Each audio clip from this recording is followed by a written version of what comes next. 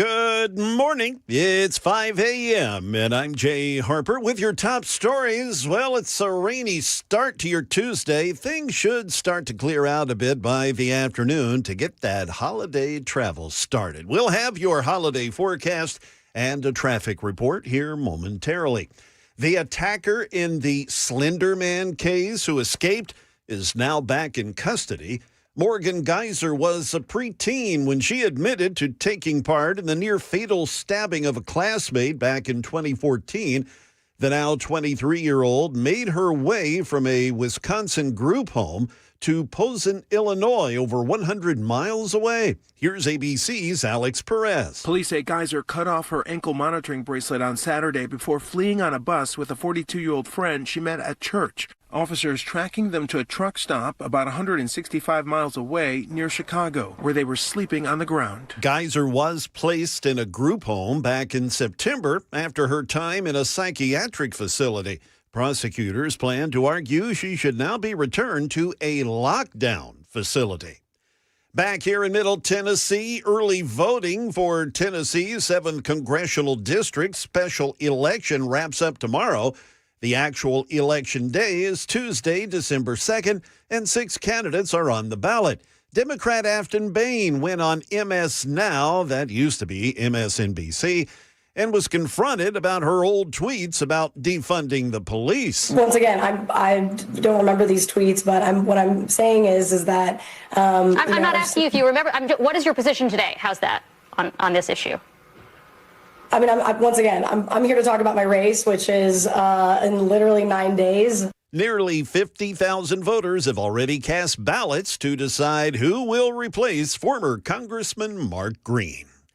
The market numbers report this morning brought to you by Beacon Capital Management. You can find them online at beaconcm.com. With this morning's report, here's Jim Ryan. Hopes for an interest rate cut from the Federal Reserve next month got stocks off to a strong start to the holiday-shortened week. The Dow rose 200 points Monday to close at 46,448. The Nasdaq jumped 2.7%. The Standard & Poor's scored its best gain since the summer. Once the leftover turkey is in the refrigerator, Black Friday shoppers will head for the mall or fire up their laptops. The National Retail Federation predicts that nearly 187 million Americans will hit the brick and mortars or the virtual marketplace over Thanksgiving weekend. Others will be out searching not for bargains, but for work.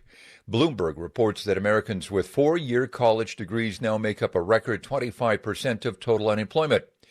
Labor Department statistics show the jobless rate for holders of bachelor's degrees rose to 2.8% in September, up half a percentage point from a year earlier. Let's take a look at the market numbers report. The stock futures here this morning. The Dow down 42, the S&P down 9.5, and the Nasdaq down 74 3/4. That's the latest news. Traffic is coming up next. I'm Jay Harper, WTN News.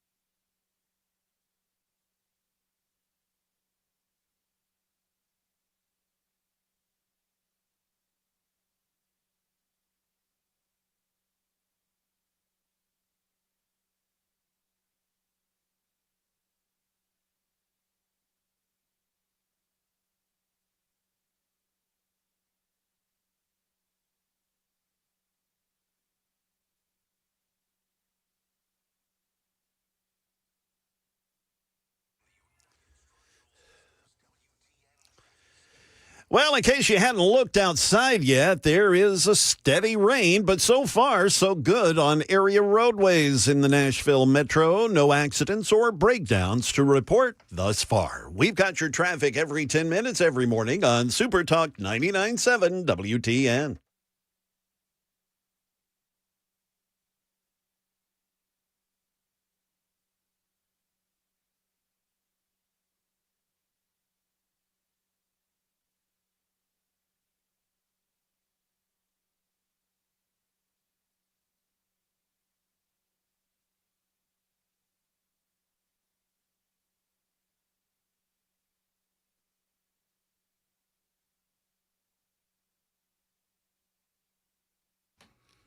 .506 Nashville's Morning News on Super Talk 99.7 WTN. Good morning to your friends. Hope you are doing well, and welcome on in to a Tuesday, November 25th. By the way, Jay Harper, thank you for filling in. Joan Jones still sick this morning, so we're hoping that she is back before Thanksgiving, but if not, she has a stomach bug or something like that, and so we're hoping that she does return tomorrow. But if you want to drop Joan a note, feel free to do that on her social media. I guess, and Jay, you had the same thing, bit of a stomach bug. Yeah, I had. I was down for the count on Sunday, and I was asked to fill in for Joan yesterday morning. I'm like, dude, I can't. I'm not up to it, but feeling better today, so here I am. Everybody started asking me how I was feeling, and I'm like, why are you asking? It's like, I guess there's a little something going around the radio station, so. Yep. Anyway, we do have a lot of news. Thank you, Jay, for being here. Thank you, Sam, for being here as well.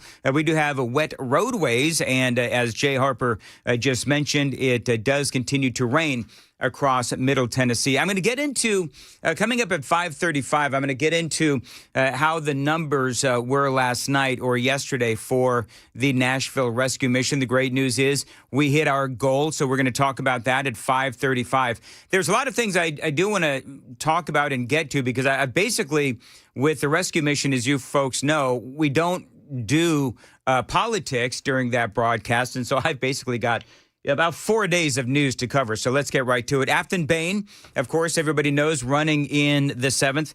Here's, and hey, Sam, let's do this real quick. Omaha. Let's do a Daily Dan poll. Because I don't know if you folks noticed, but Aftyn, over the last 4 days, she has had a terrible week. She was on I've got the audio and everything, and so I'm going to assume that because people who listen to WTN, you folks are up on things.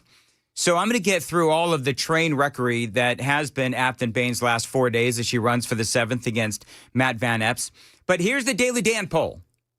Sam, do you believe that all of the, you're going to have to figure out a way to say it, all of the jackassery that we've heard from Aftyn Behn over the last, 4 days, all of these old videos are now coming to light. All of these old podcasts are now coming to light. And honestly, the more that we hear from Aftyn Behn, I actually said on social media, please, Aftyn, keep talking, because the more you speak, the nuttier you sound. But here's the thing, and again, you figure out how to word it, Sam. Do you think that all that we're finding out about Aftyn Behn will actually impact the 7th congressional race? Case in point, I've got some audio and some video. She was on, what is it, MS Now? Is that what it is, Jay? MS Now? It used to be MSNBC. Now it's MS Now? That's correct, yes. So she was on there, and they actually, surprisingly, kind of grilled her a bit. She did, Jay. I've got the audio. Listen to this. Representative, in 2020, you made some tweets that have since been deleted that were very critical of police. You said in those since deleted tweets that the Metropolitan Nashville Police Department should be dissolved. Another cheered on a teachers union saying that defund the police should be a requirement for schools reopening. And another saying good morning, especially to the 54% of Americans that believe burning down a police station is justified. 2020 was obviously a very fraught year. Do you still stand by those comments? And if not, is there anything you want to clarify? Now, one of the things you could say is this is really kind of a layup question, because everything, and I'm going to let her answer, but it's a layup question in the sense that the Democrats these days, they're right in line with that kind of thinking. So why it is that she would delete those tweets, I really don't know. I'm not going to engage in cable news talking points, but what I will say is that, our communities need solutions. We need local people deciding, solving local problems with local solutions. And that's not the overreach of a federal government or state government of which we are dealing with in Nashville and our cities across the state of Tennessee. So you don't want to clarify whether you still believe that the police should be defunded? Once again, I don't remember these tweets, but what I'm saying is that I'm not asking you if you remember. What is your position today? How's that? I mean, it's not that hard, Aftyn. It's not that hard. What is your policy on defunding the police? And it's interesting if you're watching on YouTube, she has this as this line of questioning continues. She's sort of looking, I don't know, when you're trying to, you probably see me do this all the time, where I'm like, my eyes are going up, looking at the sky, trying to figure out, oh, my Lord, what the hell am I going to say to this? But this is a layup question. This is an easy question. Aftyn, I thought you were a proud progressive. And as such, you support defunding the police. So I don't understand why she's hiding or obfuscating what her actual opinion is. On this issue. I mean, once again, I'm here to talk about my race, which is in literally 9 days. Wow. I mean, Aftyn Behn. So she wouldn't clarify where she is on defunding the police. She was asked to explain the tweets. She couldn't. This line of questioning, as Jay pointed out, and I've got in my notes, pretty hardcore coming from what used to be MSNBC. But I think this is one of those moments. And by the way, you can see all of the videos that I'm playing this morning on my social media. Follow me on X at Dan Manda Show. But here's what I would say is that this is something that both sides are going to take notice of. The left, because she wouldn't say whether or not she wanted to defund the police. I mean, isn't that basic among her ilk these days, Aftyn Behn? Isn't that basic among her ilk? With conservatives, it's like, what do conservatives stand for? Conservatives stand for, freedom, border security, law and order, those kinds of things, low taxes, small government, all that kind of stuff. Well, for Democrats, what do they stand for? They stand for defunding the police and, killing as many babies as you possibly can and so forth. And so why it is that she won't say what her position is, I think that could very possibly ding her on the left. Because she wouldn't say that she actually wanted to defund the police. Now, of course, it is alarming for the right as well, because she refused to say that she would not defund the police. So I'm feeling, man, like she's not ready for prime time. Not in the slightest. Not in the slightest. As far as the burning down of the police station reference, if you heard the whole thing, the time of that tweet was around the George Floyd riots. Now, you'll recall, I think it was in Oregon, where Antifa tried to burn down or did burn down a police station there with police officers inside. So here's my question. Because everybody knows that she's a radical. Everybody knows that she's an activist. Does she still stand for all of this stuff? And why is it that she would delete these tweets? Like I'm truly perplexed because, and I was flabbergasted when I saw this video on MSNBC because it doesn't make any sense why it is that she would run from these past tweets, because all of this aligned perfectly with the Democrat Party of today, the radicals of today. So I don't know why she's being evasive. I mean, being an activist is her brand. And I also, by the way, I don't know if you noticed that. Notice this. I also love how she talks about how she just wants to talk about her campaign. Well, isn't her campaign, her policies, and her beliefs, and what she believes? Well, yeah, that's when she tells MS Now that she just wants to talk about her campaign. Well, a campaign isn't necessarily simply just talking points about Orange Man bad and the racist Republicans in the state legislature and how bad the state of Tennessee is. No, it is also about your policies. So what kind of Democrat or progressive is afraid to say whether or not she'd defund the police? I just think the whole thing is weird. And she wasn't ready for the question. That's why when I say, well, she's not ready for prime time, the reason she's not ready for prime time is because that was a easy layup softball question.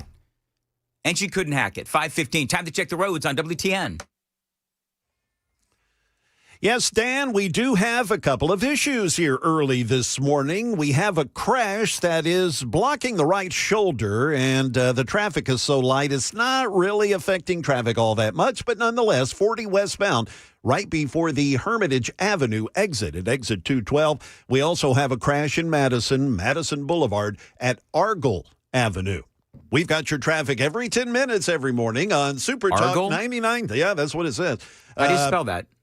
Argle. Okay. I've not heard of this. I thought it was going to be like Argyle, but Argle. I know. Yeah, it says okay. Argle here. Okay, so well. I know. I mean, hope everybody's okay. Never heard of Argyle, but okay, I hadn't either. I've been here since 85. I've never heard of Argyle, but there it is. We've got your traffic. We hope it's right. Every 10 minutes, every morning on Super Talk 99.7 WTN. Thank you, Jay. And as far as your weather goes today, a thick cloud cover with a couple of showers. Heavy thunderstorms can bring flooding and downpours, hail, and damaging wind gusts. High of 71, feeling like 69. Appreciate you listening to Nashville's Morning News. All right, so in addition to being a clear progressive, although, again, I don't know why she's running from it, but whatever. Over the last several days, as I mentioned, there's all of these videos that have come out of Aftyn Behn. Now, you know what I love? I love that all the people on the left, you know what the people on the left are saying? Oh, the Republicans are finally paying attention to Aftyn Behn. I wonder why. Well, it's because it would appear that this race for the 7th Congressional District, because the left is so activated, there's some that are saying that this race is closer than the Republicans would want. And so now, okay, let's take a closer look at Aftyn Behn and make sure that the people of the 7th Congressional District know what they're getting, Republicans, if you don't come out to vote. So there's this video. I actually openly laughed at this. If you're not watching on Super Talk TV, I'm sorry, but I'm going to describe for you what's happening. This is around 2019. The Daily Caller put this out, where Aftyn Behn runs, this is when she was an activist, runs, barnstorms into Governor Lee's office.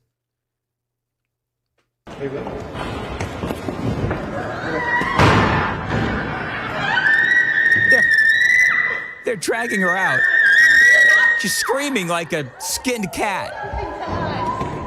And now she's crying. Aw. Sir, that was completely unnecessary. So you got these people with her. Sir, that was security. That was completely unnecessary. So if you can't see it, here's what was going on. As an activist, she finds her way to Governor Lee's office. The door is open, and she goes sprinting into the office. And so the big burly security guards grab her by the arms and drag her out, and you can hear her. Ah! It's like, you know what? FAFO. Is there another word I can use for F? Or am I going to have to start saying MAFO? Mess around and find out. Anyway, FAFO. And so if you are going to storm a governor's office, well, then what do you think is going to happen? And so people are, of course, calling her a psycho. I feel like she's just a little psycho. Yeah, no. Like, I think she's just a little psycho. Is she, again, as she runs into the governor's office, dragging her out, screaming. I think there's a lot of a lot of play, like not cosplay, but it's a theater. lot of theater. Thank you, political theater. Yeah. Where she is on her knees, crying. There's some other woman yelling at the security. You know what? If you storm a governor's office, you're lucky your ass wasn't shot. Yeah. And she's sitting there crying on the floor. I half expect to hear her going, "How dare you?" No. Yes. And so now the camera, of course, you got people of her ilk videoing the whole thing, and she's on her knees crying on the Capitol floor. I can almost tell when someone's parents didn't spank them. Oh, she is, and she's crying. She's crying right there in the middle of the state capitol. Tammy in the YouTube chat has a suggestion. Call it "Fool Around and Find Out." Thank you, Tammy. Fool around and find out. We love Tammy. Is that the texter Tammy? Because we have prolific texter Tammy as well. Anyway, not sure if it's the same person or not. And you know what? We're 21 minutes into the show. I've only played like 2 of 6 or 7. And I'm not even going down the road of, the previous videos that we've talked about with Aftyn Behn. So I think that I do believe that she is we're seeing how radical she is. But here's the thing. Do you think any of this will have any bearing on the progressive support for Aftyn Behn?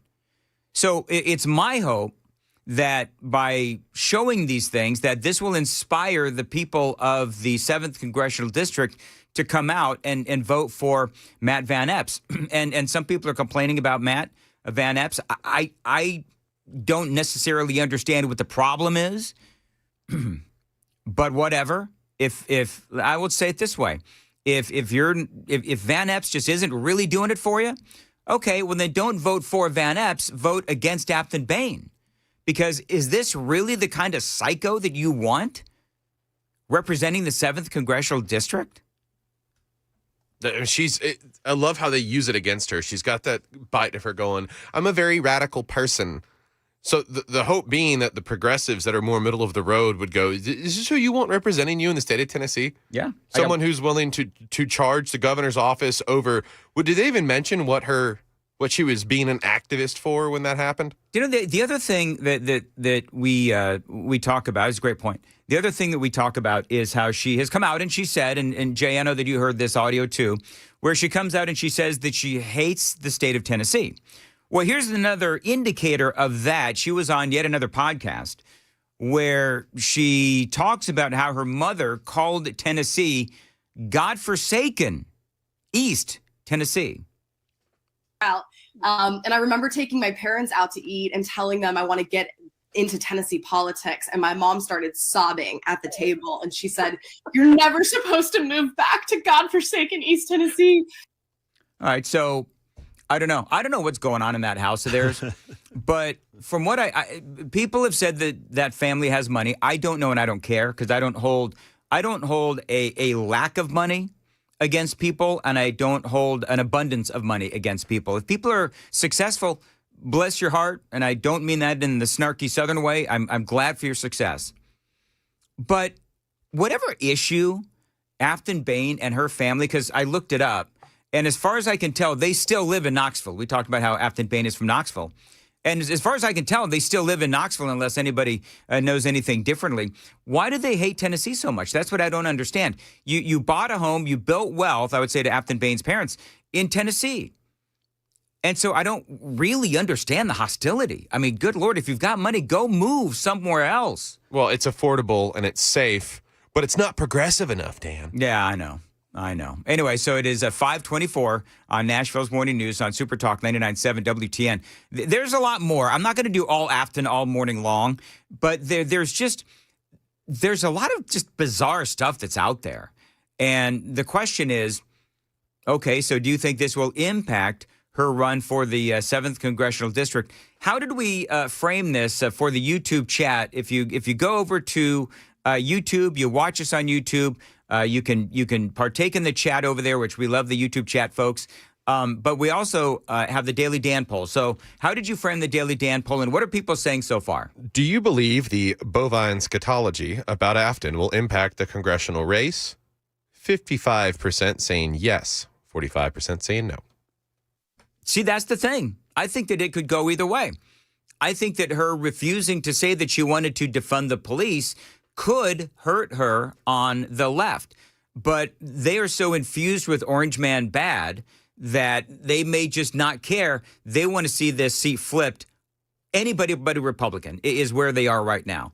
So hopefully the Republicans are inspired to come out and vote in the special election to replace Mark Green, 7th Congressional District. It is 525 on Super Talk 99.7 WTN. Jay's got the news coming up at 5:30. Jay, what you got? Yeah, it would help if I hit the mic button here. The Pentagon, they're threatening to court-martial a U.S. senator, and there are protests all over the country about artificial intelligence. We'll tell you what that's about. It's coming up at 5:30 on Super Talk 99.7 WTN.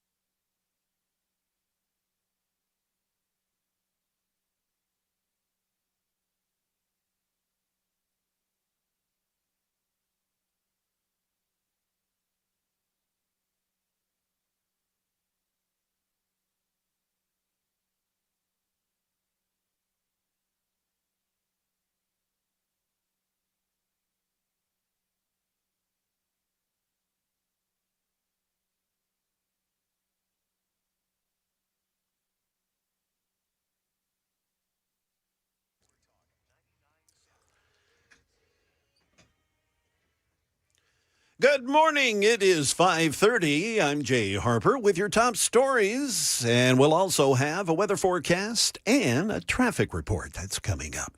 Well, the Pentagon, they're threatening to court-martial Senator and retired astronaut Mark Kelly for recording that video with 5 other Democratic lawmakers that concerns military members following orders that are deemed illegal. We've got more now from ABC's Lionel Moyes.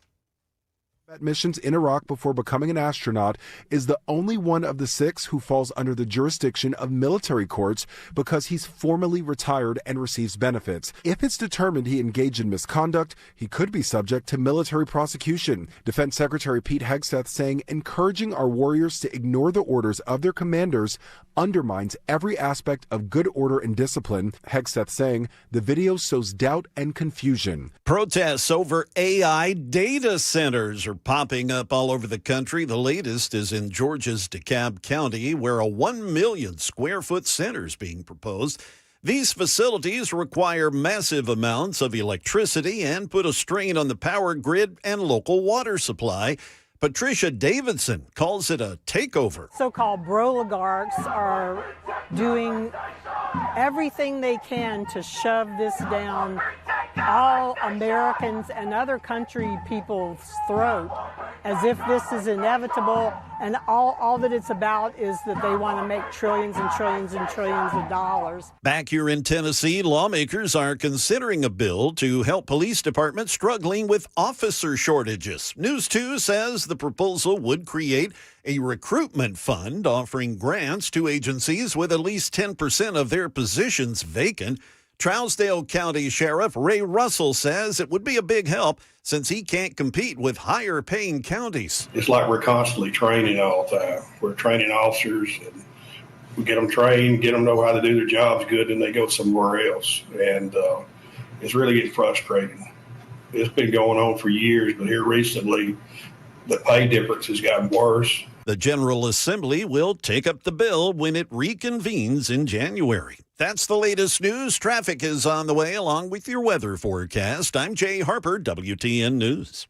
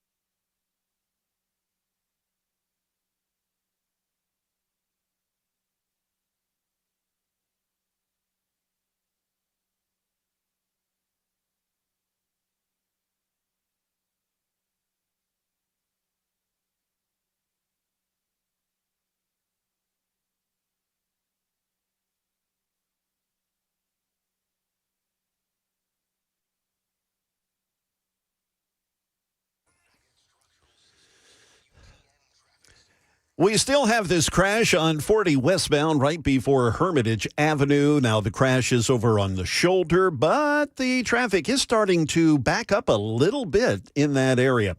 And yes, we do still have that crash, Madison Boulevard at Argyle Avenue. And Dan, a super texter, did confirm it is indeed Argyle. That is correct. So we've got that settled. We've got your traffic every 10 minutes, every morning on Super Talk 99.7 WTN.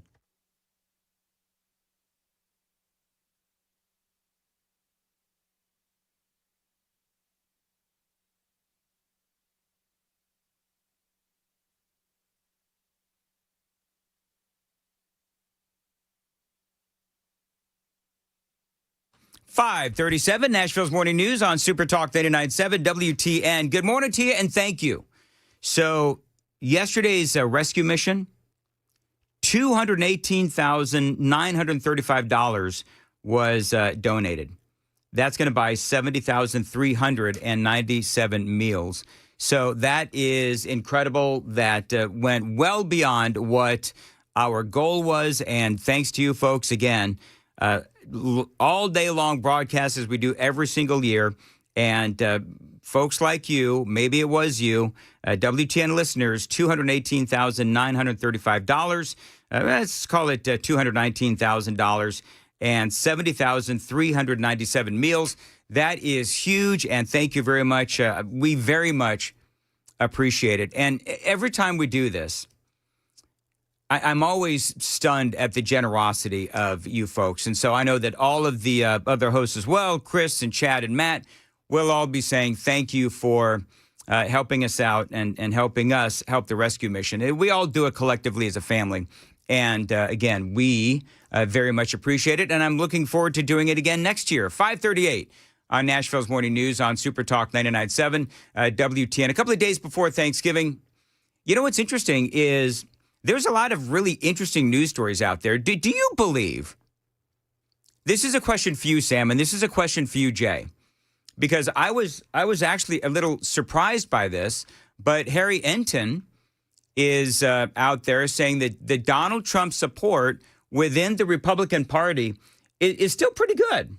Now, I'm going to play this audio for you, and the narrative has been that the Republican Party is splintered. And I think that we all know that the Republican Party right now is splintered. You've got Marjorie Taylor Greene and America First versus Donald Trump and, of course, MAGA. So Harry Enton is talking about, and I think this is really interesting, Harry Enton is talking about how for the Republicans, they are still very much supportive of Donald Trump. So let me hold on. I got two pieces of audio playing. I hate when this happens. So give me 1 second and I can track it down. This drives me absolutely crazy. I don't know. Oh, you know what it is?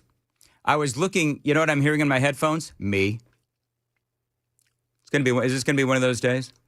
All right, here we go. This is Harry Enton, and he's talking about how the Republicans are still supportive of Donald Trump. Actually, part of what he's saying is that the Republicans are more supportive of Donald Trump than the Democrats were of Barack Obama, which I thought was interesting. And we may do a Daily Dan poll here on this in a little bit. But this is Harry Enton and what he is saying about the Republican support of Donald Trump. Listen. So is the president losing Republicans? No. Look, this is still Donald Trump's Republican Party, and we can see it here. It's like a rock, to quote Bob Seger. I mean, take a look here. Republicans who approve of Trump. 6 months ago, it was 87%. Now, well, hello, it's the same number. It's 87%. He has not lost any support among Republicans compared to 6 months ago. Do you think that's true? You think that's true, Sam? You think that's true, Jay? I find that a little hard to believe. Yeah, I agree. I think that the party, as you have said, is a bit splintered. And I think he's probably lost a step or two. But I can say this, and I'd love to know your opinion on the super text line. We can have disagreements as a party, yet still support the president, right? So I can disagree with him on H-1B visas. I can disagree with him on whatever it might be. There was a story out over the last couple of days where he was going to come out with a health care plan that extended the Obamacare subsidies for 2 years with some eligibility restrictions. So we can disagree on things, but still support the president because for a lot of us, we're not simply one issue voters. We can have a disagreement with him and still support him. I don't know. Sam, what do you think? And then I'll get back to the audio. I think it's got to be a little inaccurate. I mean, you think so, Harry Enton? I think just probably polled the same group of people. Just the 50-year mortgages, the 15-year car loans, those are things that are just nonsensical, for being honest. And I don't know how that doesn't affect one's approval rating of the president. All right, so let's do this. All right, so real quick, we did a Daily Dan poll, and now we're going to change the Daily Dan poll. So let's go ahead, and the previous Daily Dan poll for the first 42 minutes of the radio broadcast was, do you think all of this insanity will impact the 7th congressional race with Aftyn Behn? And it was actually kind of split, right? Yeah, 52% saying yes, all of the bovine scatology about Aftyn will impact the race. 48% saying no. All right, so let's change that now, because I do find this interesting. So let's change that now to, do you believe, I don't want to do you still support Donald Trump? What I want to do is, do you believe that Donald Trump's support, parentheses, 87%, do you believe that Donald Trump's support, 87%, is the same as it was, 6 months ago as compared to now? Donald Trump has accomplished a lot. See, that's the challenge that we have right now, is we have a president who has accomplished a lot, despite the fact that he has been blasted at every turn when it comes to everything that he's wanted to do. Legally, from tariffs to, illegal immigration to mass deportations. He has been roadblocked every step of the way by the Democrats and their activist judges.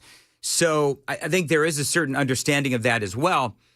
My issue with President Trump, because I'm willing to accept that we are going to have some differences as a party.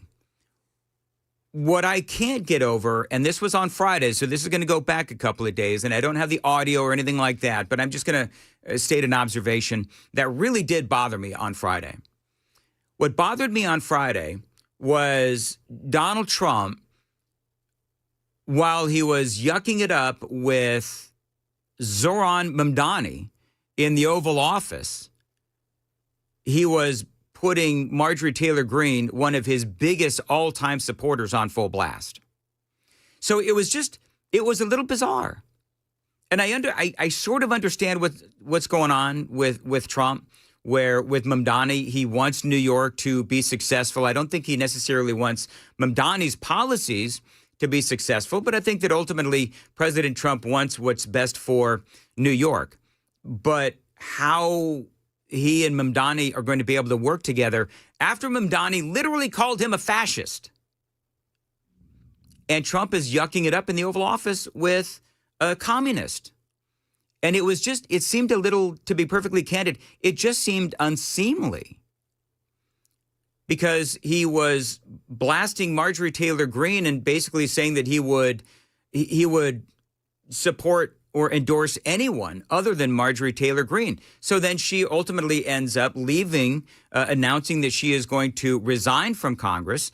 And I don't know. I thought that it was a really sad day. Then he sort of backpedaled a little bit and said, me and Marjorie Taylor Greene, the president said on the socials, me and Marjorie Taylor Greene, we have philosophical or political differences, but I think he said she's still a nice person. Whatever. He said that it would be better for the country if she was out of Congress. So I don't know. I didn't like that. I felt like there's a lot of people that have said over the years that Donald Trump, it's like one-way loyalty. He demands loyalty from people, but he doesn't give loyalty in return. But I also would remind you folks, and this is where I'm going to argue with myself, that Marjorie Taylor Greene is the one that started it.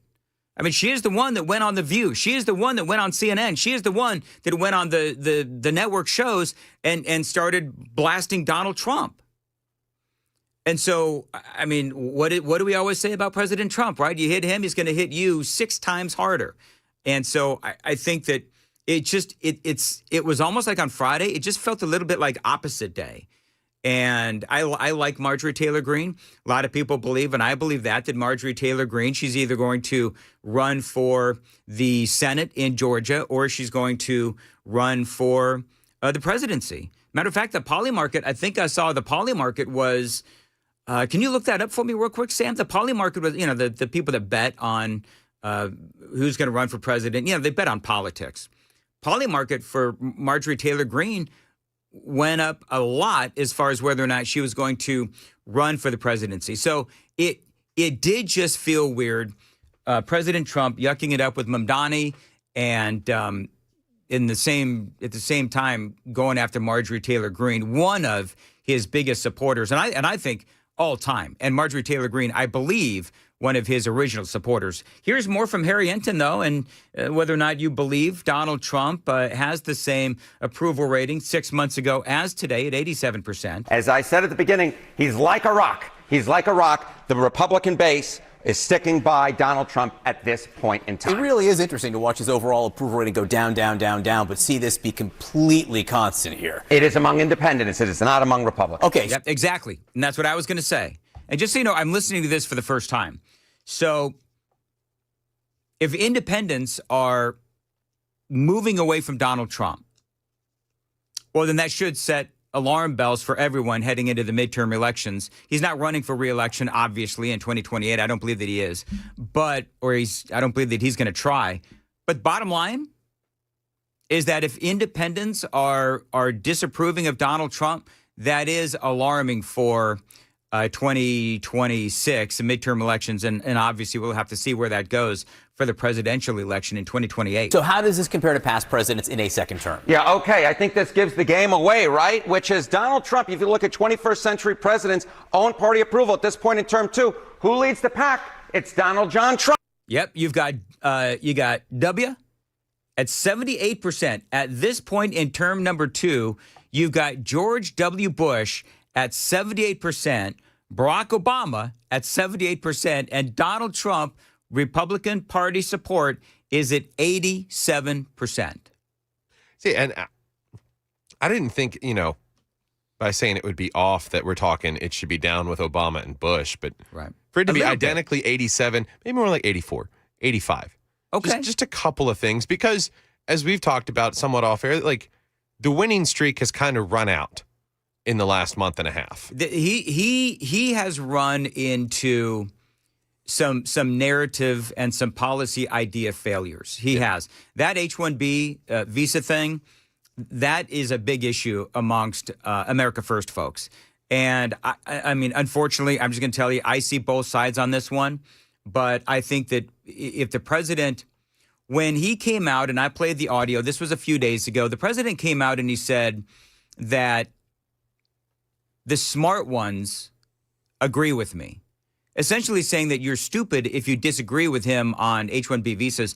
And I don't like that. Yeah. I think that he, at times, and Donald Trump, love him, voted for him, not 3 times, but 6 times. We're talking about primaries as well. And so we can have a policy disagreement without insulting the intelligence of people that disagree with you. Yeah.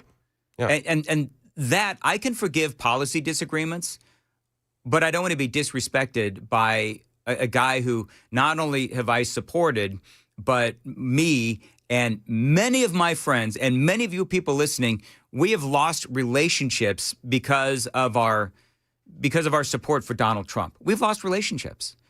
People have lost jobs. They've lost friends. They've lost relationships. They've lost family members. Please, Donald Trump, don't call us dumb or stupid because of a policy disagreement. Yeah. So, by the way, he's got the turkey pardoning coming up, right?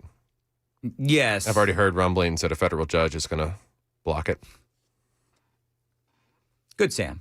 Here's more. 87% of Republicans approve of Donald John Trump. You go back to 2013, 78% of Democrats supported Barack Obama, and it was 78% of Republicans who supported George W. Bush back in 2005 at this point. So Donald Trump has the biggest own party, highest own party approval of any president who served their entire second term in the 21st century. You could look at this one of two ways. You could say, obviously, he's doing way better than past presidents. Or you could say, there is still room to settle. If there is a reversion to the mean here, if that does fall further, that could chip into his overall approval rating. Okay, Marjorie Taylor Greene resigning from Congress in January. One of the concerns is that Donald Trump backed someone in a primary against her. How has Donald Trump done in his congressional endorsements? You know, when you go up against Donald Trump, you're going up against a buzzsaw, because Donald Trump's endorsement record is, it's hard to find anyone else who beats it. Times Trump endorsees won GOP primaries. In 2020, it was 98%. 2022, it was 95%.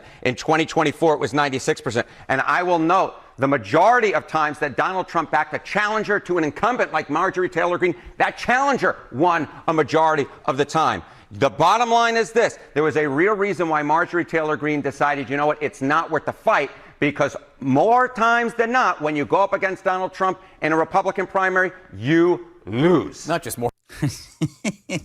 Love how animated he gets. I really like Harry Enton, and he is like a nerd's nerd, man. Did you look at the poly market on Marjorie Taylor Greene? And by the way, people on the super text line are getting mad at me because they think I'm criticizing Donald Trump. Oh. Okay. It's almost like what this country was founded on, the ability to question the authority.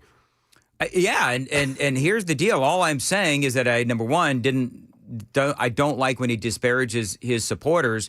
Number two, I do have some policy differences with him, and I spent 4 years banging on Joe Biden and 8 years banging on one Barack Obama when we had policy disagreements, and of course, going back even further with yours truly. So, I mean, we're going to have disagreements. I mean, I want to make sure everybody understands, right?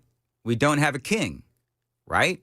So you can't just sit here and say that everything that Donald Trump does is going to turn to gold, because it doesn't. We're going to have disagreements, and that's just the way that it goes. And it doesn't mean that I've stopped supporting Donald Trump. And certainly when you look at the vast amount of victories that he's had, not only in the first term, but also here in the second term, he's done a lot of good things. There's some things we disagree with as well. So what are they saying on the poly market? So on the numbers, Marjorie Taylor Greene has got a 5% chance of winning the nomination. That puts her tied for Donald Trump, above Tucker Carlson and Ron DeSantis, and below Marco Rubio.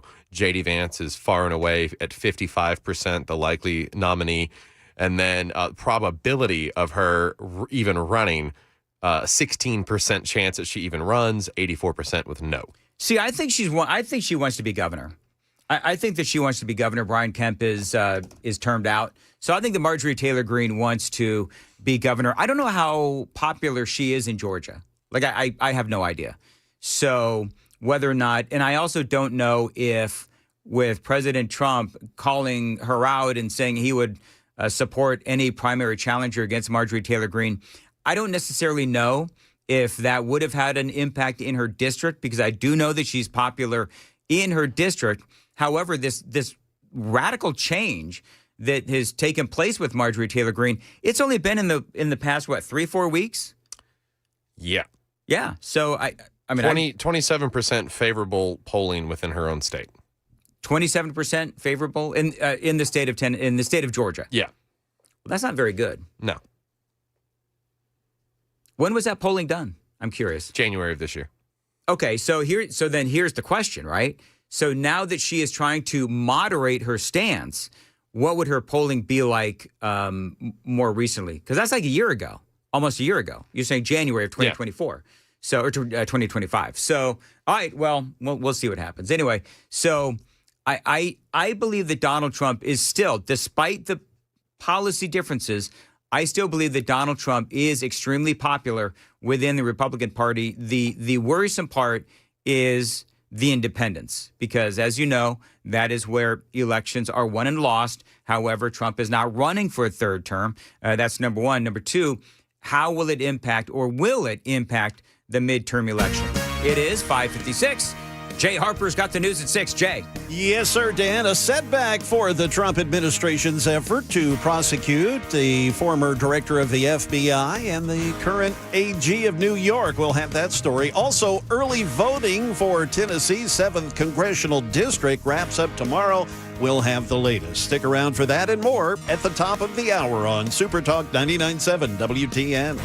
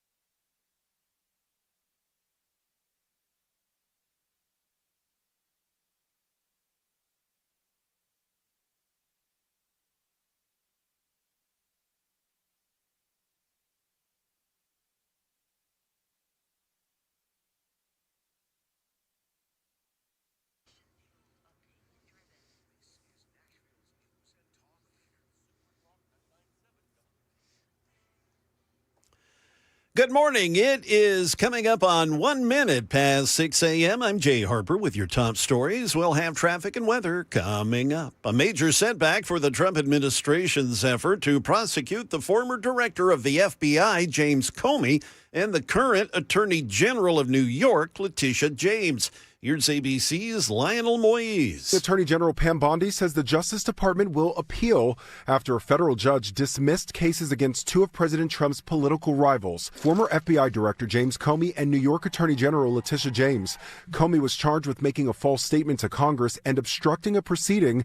James was charged with making false statements to get a mortgage. Election Day is Tuesday, December 2nd, and 6 candidates are on the ballot. Democrat Aftyn Behn went on MS Now, which used to be MSNBC, and was confronted about her old tweets about defunding the police. Once again, I don't remember these tweets, but what I'm saying is that I'm not asking you if you remember. What is your position today? How's that on this issue? I mean, I'm here to talk about my race, which is in literally 9 days. Nearly 50,000 voters have already cast ballots to decide who will replace former Congressman Mark Green. Let's turn now to the Market Numbers Report. It's brought to you by Beacon Capital Management. They're online at beaconcm.com. Here's Jim Ryan. Hopes for an interest rate cut from the Federal Reserve next month got stocks off to a strong start to the holiday-shortened week. The Dow rose 200 points Monday to close at 46,448.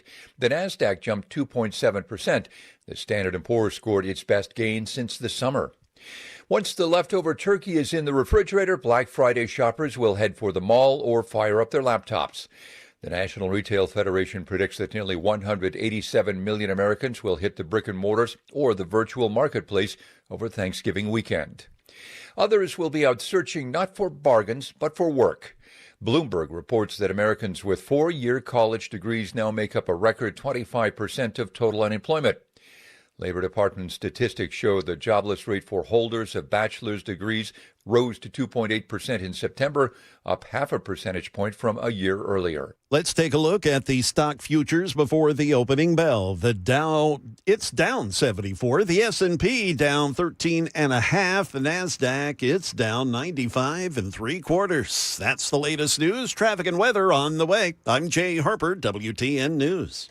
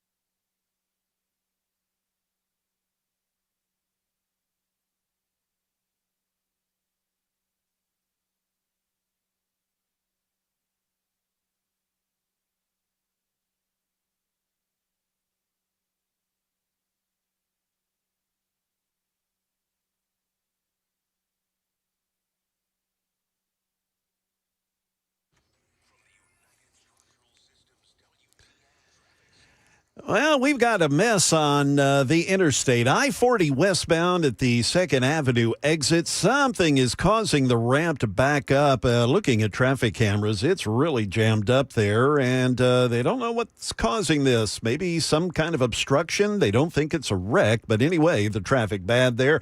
In Antioch, we have a crash Bell Road at I-24, and also another accident reported Harding Place at I-24. We've got your traffic every 10 minutes every morning on Super Talk 99.7 WTN.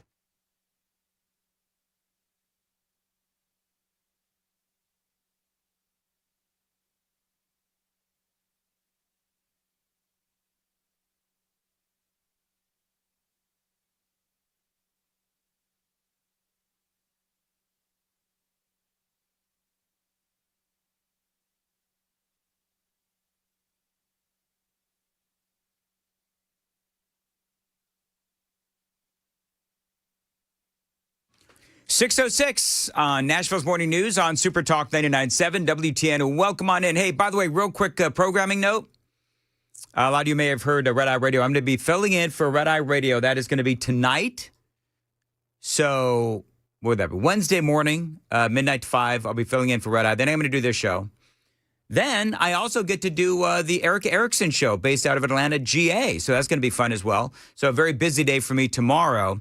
And if you want to listen to me on those other shows, feel free to find out where they are. 607, Nashville's Morning News on Super Talk 99.7 WTN. Really interesting story over there on the Tennessee Star, our friend Michael Patrick Leahy.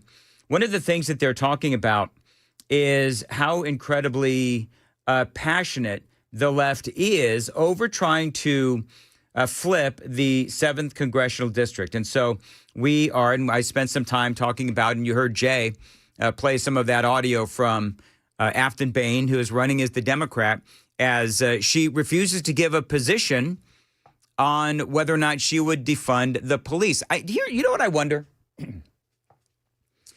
I wonder if the Democrats are okay with basically lying or obfuscating or not telling people how she feels about certain issues because they know that they might be unpopular. So they're like, you know what, don't bother to answer the queries of where you stand on a position that you believe would be uncomfortable for some. Where if you come out and you say, absolutely, I'm for defunding the police, don't actually admit that, because in a dead red state like Tennessee, outside of the metros like Memphis and Nashville, that is going to prove to be incredibly unpopular. So they may just be playing a game, which is, you know what, don't bother to say anything about how you feel about defunding the police, because it would only be to your detriment. And then once you get into Congress, Lord help us, if you win the 7th Congressional District, then you can do all the kooky things that you want to do. Aftyn Behn, AOC, you're going to have Ilhan Omar. That's the way, that's the level of nuttiness that Aftyn Behn is. By the way, I do have more Aftyn Behn audio. I opened up the show talking about how insane she is. And so I played you audio. If you missed it, go back and look at the 5 o'clock hour. But I played audio and video of her storming into Governor Lee's office, and they pulled her out. Very, very, I thought it was funny. Other people horrified. I actually thought that it was funny.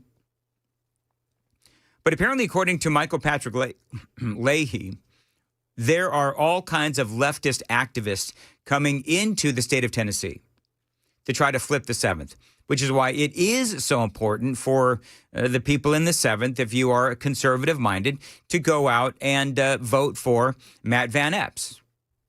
If you don't support Matt Van Epps and you support Aftyn Behn, well, you're okay to stay home. Yeah. All right, there's some more video and audio that I want to play.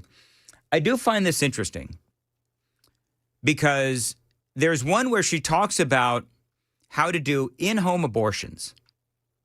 Now, this was all during the abortion fight, Roe versus Wade, and it going back down to the states and all that. This is part of what she said. I find this abhorrent. So what this does not mean for Tennessee is that groups on the ground will continue to provide training in terms of self-managed abortions. And so instead of going to a doctor, because we won't have any doctors that provide abortions, how do you do it at home? We will continue to support reproductive justice organizations and grassroots movements. And we'll continue to figure out how to get abortion pills to people. So the organizing does not stop just because Roe is overturned. So there you go. I mean, to me, she was an abortion activist, a pro-choice activist. I mean, that was one of the things that she was incredibly passionate about. But here's the funny thing, is that one of the things that she has been saying online is, oh, the Republicans are attacking me. And I guess my question would be, number one, that is part of what politics is, which is defining your opponent. But what is happening is that she is being defined by her own words. I mean, listen, she's the one that said that she hates Nashville. She's the one that said that she hates country music and so on and so forth. And then she gets on and she's, oh, the Republicans are attacking me. Well, nobody's making anything up, though. That's the thing. I also thought this was interesting. I've got all this that I want to play for you. Remember that she was an activist. And so a few years ago, she was dragged out of the state legislature kicking and screaming. Watch this. Listen to this. This was Aftyn Behn in the state legislature.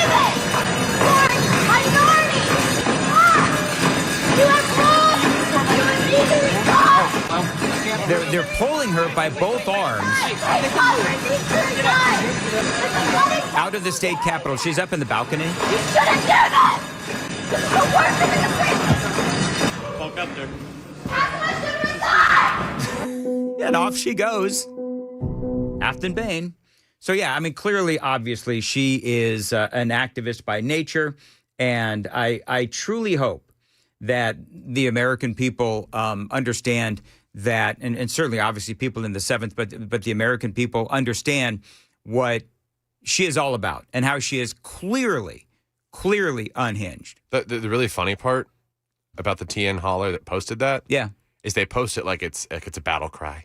Like, well, it's something positive to rally behind. And that goes back to what I've been saying about Aftyn Behn, which is, as abhorrent as I find, in-home abortion procedures or whatever she was talking about, in-home abortions and all that, I find it abhorrent. But the left thinks that is great. Storming into Governor Lee's office at the state capitol, being dragged out by security, as she is, very... I think a lot of politics. What did you call it earlier? When theater, political theater, where she is just crying top of her lungs, and because she was dragged out of Governor Lee's office. This is what she is clearly known for.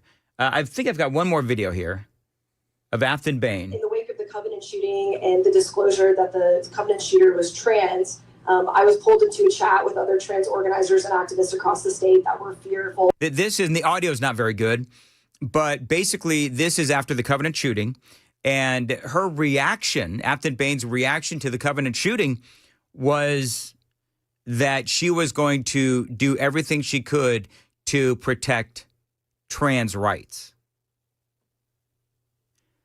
6 people were killed, including 3 children at Covenant.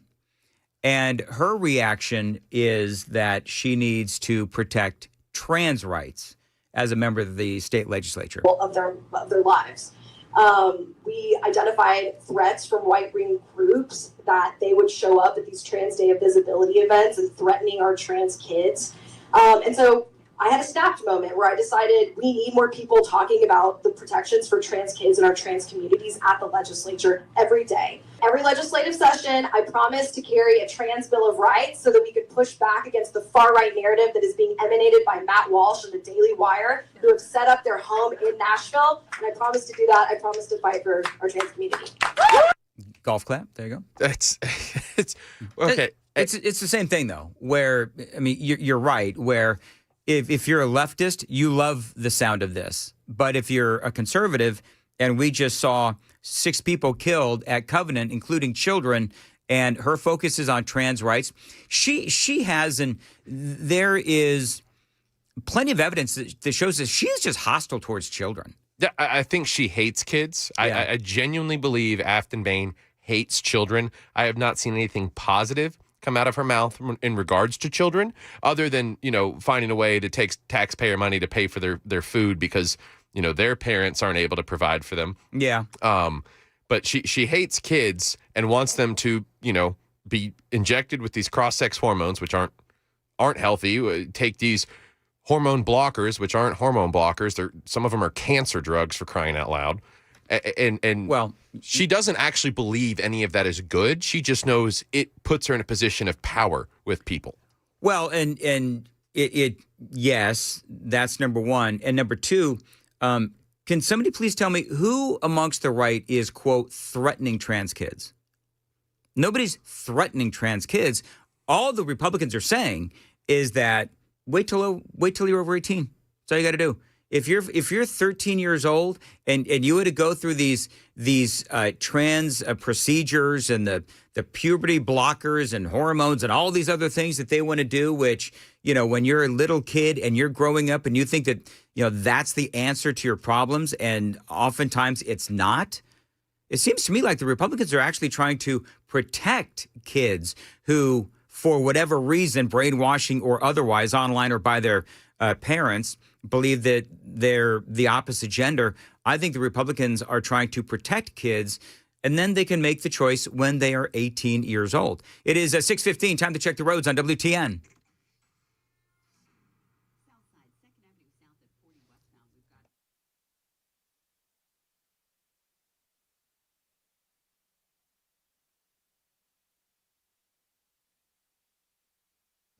As far as weather goes, a thick cloud cover with a couple of showers and a heavy thunderstorm. Thunderstorms can bring flooding, downpours, hail, and damaging winds. High of 71 today. All right, real quick. And I gotta be in my bonnet about this one. Because some of this stuff, it's like, whatever. Democrats are going to do and progressives are going to do what they're going to do. But listen to this. Listen to what Aftyn Behn said about the patriarchal South. And you were talking about, you and I were talking about, Sam, about how she's got this hostility towards children. My therapist always asks me to... Anybody shocked that she's got a therapist? I'd be shocked if she only had one. My therapist always asks me to transcribe my dreams when they happen. Mm-hmm. And the recurring dream I've had is...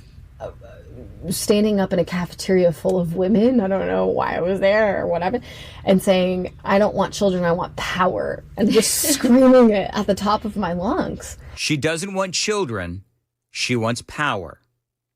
Now, she also says something that makes zero sense. And for someone who grew up with my mother telling me never have kids because you'll have to give up a lot. You'll have to sacrifice professionally, which is what she was saying. And where I am now with seeing the consequences and the ramifications of women having kids and being in the political field and what they're able to achieve, because we don't offer, it's like the political field hasn't met the challenge of working moms. They really haven't. Okay. But also the deeply patriarchal structures that these women are involved with because they've chosen marriage and they've chosen to raise children. And I think in the South it's incredibly difficult to shake those, especially if you've grown up here and that's all you've been told is the definition of success. The metric of success is how many kids you have, the bigger the square footage of your house, and where your kids go to school. I don't know what South she's growing up in, but I'm just going to point out a few things. Number one, it's a personal choice. And I think, should we do a Daily Dan poll? Are we all okay if Aftyn Behn does not procreate? I don't think we need to put that up for the poll. Don't they? Girlfriend, if you don't want to procreate, please don't. But I would ask this question. Do you think that Marsha Blackburn, who very well could be our next governor, who has 2 children and 4 grandkids, explain to me how her choice to have children held her back? Pat Summitt, UT women's basketball coach and a legend. She had a child as well. Didn't hold her back. Beth Harwell, first female Speaker of the Tennessee House. She's got 3 kids. Please, Aftyn Behn, in all your brilliance, tell me how having 3 children held Beth Harwell back. Now, there's a woman named Amy Hood. You may not have heard of Amy Hood, but she's from Nashville, and she was born and raised here in Middle Tennessee, went to school here in Nashville. She is the CFO of Microsoft. She is, by some would say, she is one of the most powerful business executives to come out of the state of Tennessee as the CFO of Microsoft. Amy Hood has 2 kids. Diane Black, of course, has 3 kids, former Tennessee congressman, woman, whatever. Now, she's from Baltimore, not the South, but the point remains, all of these incredibly accomplished, incredibly powerful women who also have children. And part of what she said, part of what Aftyn Behn said, was these women are actually part of the patriarchy. I mean, I would love to just, give maybe a 15-minute monologue dissecting all of this, but it's so nonsensical. Yeah. Especially when you look at the evidence. It doesn't match reality. My mother had 4 children, 3 by birth, 1 by choice. One of the first things that she did as an attorney was adopt my older brother. And I will say, my mom had to face some old Southern white guys in the courtroom that didn't think her, tiny little self could make an argument in court, and she demolished them. Mm-hmm. So she went on to raise 3 kids, 2 of which are now in law school. She has put more families together than Aftyn Behn could break apart through adoptions and through custody battles, and she has always sought to try and unite people. To me, it decries everything women like my mother, women like you have mentioned, have fought for when it comes to the workforce and when it comes to being seen as equals in their fields. Well, and I think it all comes back to just, I think we all understand that Aftyn Behn hates children. That's why she is so passionate about abortion. She hates the South, which is why she always seems to be bashing the South at every turn. So I don't understand. And all of these videos are now coming out. All of this to say, do you think that this will impact the race for the 7th? I hope what all of this does is it brings attention not to the Democrats. I mean, we know that they're, blue no matter who. But I hope that this does inspire the people of the 7th. If you're, just feeling like Matt Van Epps isn't your guy, okay, well then vote against Aftyn Behn. That's what I would say. If Matt Van Epps, he's not doing it for you for whatever reason, I like him. I think that he could probably be sort of out there more. But, to be honest with you, I mean, Aftyn Behn's own words are burying her. So why don't you just sit back and talk about your policies, which is what Matt Van Epps has done everywhere, and let Aftyn Behn's past words, not only bury her amongst perhaps independents, but also if she's unwilling to admit that she'll defund the police, that could impact the vote of people on the left. But, if you're a conservative, just listen to what she says. Listen to what she says. And if you're not sold on Matt, well, then you got to be sold on Aftyn Behn. It would appear the 7th is a little closer for comfort. At least that's what some folks are saying. So just get out there and vote. I had a thought about that. But part of the reason we have kids is to have a legacy, and you've got grandchildren at this point that you adore and you look at and you're wow, I'm so amazed at the things that he does. Having watched your own kids do that, that is power. That is a sense of peace. And she's going to make a cat breeder very wealthy one day. She's got to fill her house with some kind of love. Well, I would say that she's 35. And all that I would say is that there's a lot of women who regret not having children. And so I would vehemently, and again, if you don't want to have kids, please don't. But that doesn't mean the women that have kids are part of the patriarchy, which is what she said about all of the very powerful, very successful women that I just mentioned that did find a lot of success and also had kids. It is 6:25 on Super Talk 99.7 WTN.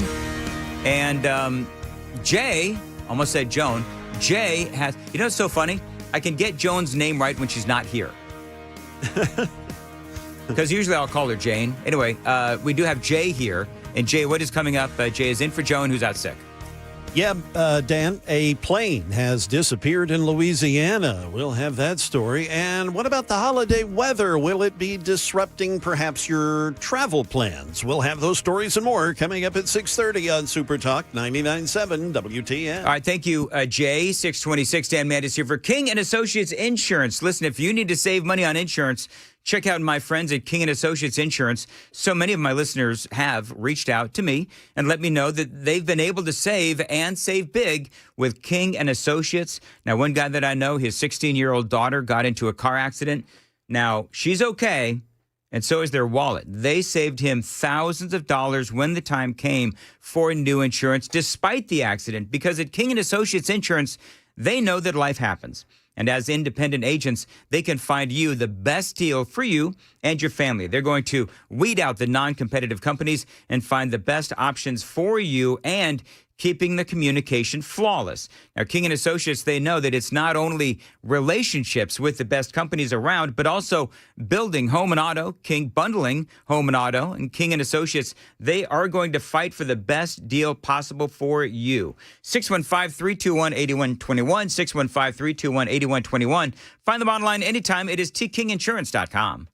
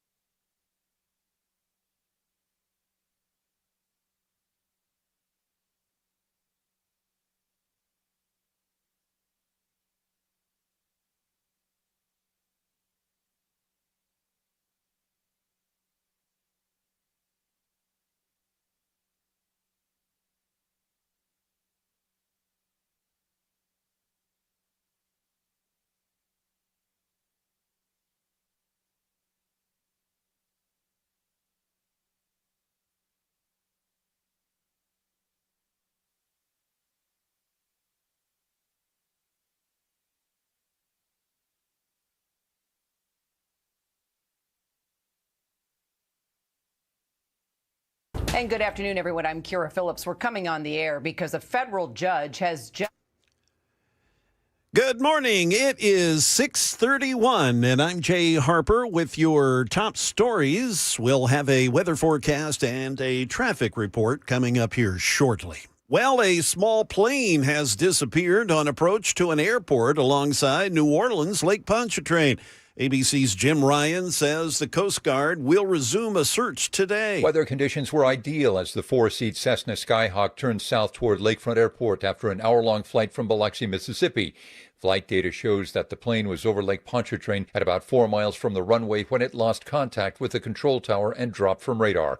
A Coast Guard helicopter crew later reported finding evidence of an accident, but not the plane itself. Severe weather likely to impact holiday travel, with today expected to be the busiest day to get on an airplane.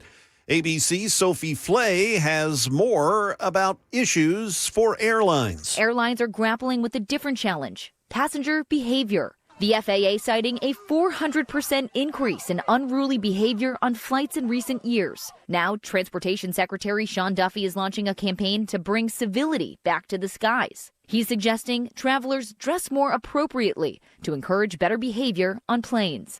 Well, back here in the Nashville area, expect to see a larger police presence now that the holidays are kicking into gear. Starting Friday through Thanksgiving weekend, Metro Nashville Police will increase patrols in major shopping centers, including Tanger, Green Hills, Opry Mills, Nashville West, and big box retailers like Walmart, Target, Home Depot, and Lowe's. Officers will be on foot, horseback, in patrol cars and helicopters to deter theft and keep shoppers safe. Ken Weaver, WTN News. That is the latest news. Traffic and weather are next. I'm Jay Harper, WTN News.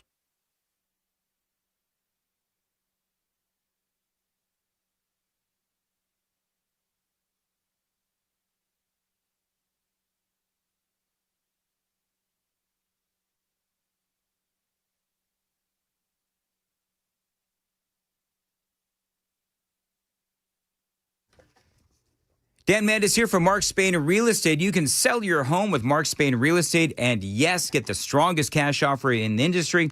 You are going to save time and make the most money, eliminating all the hassle as well. It's Dan Mandis. You know, I always recommend Mark Spain Real Estate to my friends and family here in Nashville because I can trust that they're going to sell their homes hassle-free with a strong all-cash offer. As a matter of fact, Mark Spain Real Estate, they are the #1 most reviewed real estate company in America. They've got over 13,000 five-star reviews, and you can trust my friends to sell your home fast and for maximum profit. It is Mark Spain Real Estate. They sell over 4 homes every single hour, making them the most experienced real estate team in America. And again, you can trust them to sell your home hassle-free and for maximum value. That is the guaranteed offer from Mark Spain Real Estate. Call them and tell them Dan told you to reach out at 855-299-SOLD. 855-299-SOLD. Go to markspain.com to get a guaranteed offer on your home today. That's markspain.com and start packing.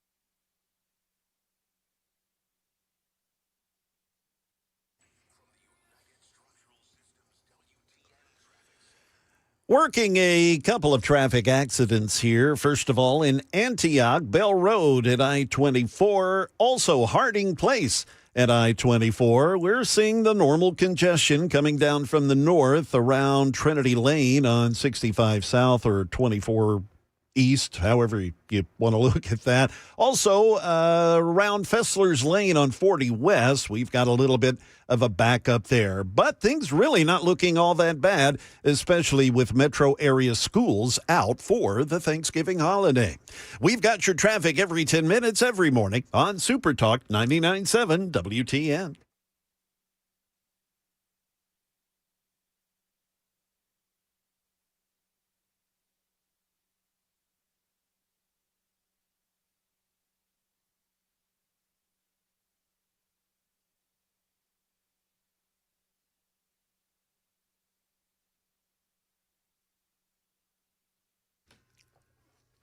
6:36, Nashville's Morning News on Super Talk 99.7 WTN. Good morning to you, friends, and hope you are doing well. And welcome on in to a Tuesday, November 25th. I want to welcome on into the program Jonathan Fahey on the Newsmaker Hotline. And Jonathan, always great to have you on. So I want to talk about a number of different things. And by the way, Congressman Scott DeJarlais is coming up later on in the broadcast. I believe it's at 7:06. Jonathan, let me ask you, I've got a bunch of legal kind of questions for you, and because you are that highfalutin attorney with also some political expertise as well, you're the perfect person to talk about all this. So we were all really excited when James Comey and Letitia James, they were, the Trump administration going after them, the DOJ going after them, and now there is a U.S. attorney, or I should say a judge, has said that the appointment of U.S. Attorney Lindsay Halligan was improper. And so the federal judge basically is saying that right now, Lindsay Halligan is not the attorney, the properly appointed attorney, I guess, to go after the James Comey and Letitia James. Just walk me through this. What is the problem here? So here's what happened. The judge dismissed the indictments against both James Comey and Letitia James, and the judge's ruling is based on basically the way Lindsay Halligan was appointed by Pam Bondi. Basically, the Attorney General has the ability to appoint a U.S. attorney for a period of, I think it's 6 months. During that time, usually the U.S. attorneys are confirmed by the Senate, and then they go on and serve as U.S. attorneys. But if they're not confirmed by the Senate, then the district judges have to then either, a lot of times, will just reappoint the person already appointed or appoint somebody new. They have to do that within 6 months. The Trump administration got the previous U.S. attorney, Eric Siebert, was removed, and they appointed Lindsay Halligan after that, meaning the attorney general did. And the motion to dismiss was saying, well, that's improper because the 6 months had already lapsed, and the attorney general doesn't have the authority to appoint successive U.S. attorneys. So that's the issue here. So that the judge basically said she was not a legitimate U.S. attorney in terms of that. So therefore, the indictments she presented against James and Comey were then dismissed because she was the one that actually presented the indictments. So the bottom line is here, because you hear all this stuff about the indictments were dismissed, which is all true, but the government can re-indict these cases if they want to do it today under this ruling, or they can appeal this judge. If the government wins, the indictment gets reinstated. If the government loses, they can still re-indict both cases. So these cases, like I saw a statement from Jim Comey on TV saying the case basically went away and it's over. It's like, that's not true at all. The case is going to come back.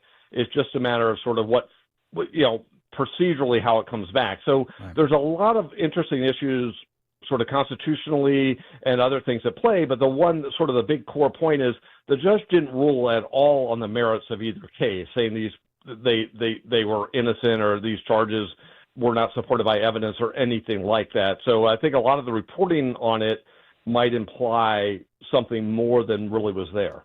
Well, yeah, the left will grab hold of the narrative. This is from ABC News. Because Ms. Halligan had no lawful authority to present the indictment, the federal judge saying, I will grant Mr. Comey's motion and dismiss the indictment without prejudice. So that means that it can come back. And I think that for the DOJ and Pam Bondi, so I guess here's my question. Was this federal judge correct, in your opinion, in saying that Lindsay Halligan was improperly appointed? I don't think so. And this is, there's not a lot of law on this, but here's where I think the judge will get reversed. One, Pam Bondi, the fact that the appointment expires in 6 months, I think the reading saying the attorney general can then appoint another U.S. attorney for another 6 months seems reasonable within sort of the constitutional framework that the executive branch appoints executive appointees, right? So that makes sense. So I think one of the big issues in President Trump's favor on this is the court's going to look at this appointment statute and say, wait a second, you can't have a system of government in which a federal court appoints executive branch employees, particularly the ones that are going to be appearing in front of them. It seems like there's so many issues there. So I think they will actually win on this, but I don't think it's something that there's not a lot of law on there. So ultimately how it unfolds is an unknown. So I'm not suggesting any bad faith on the part of the judge. But yeah, but the bottom line ultimately is they can bring it back. And you've heard some things out there about the statute of limitations and Jim Comey, because he was indicted right at the end of the statute of limitations.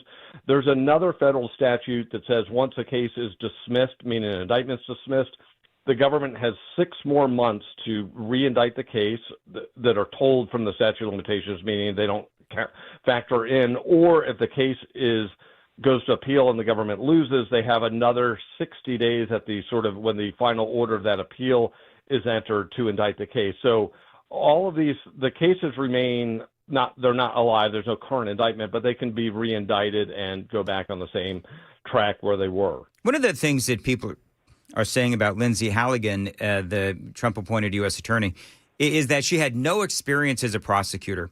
Will you help me understand?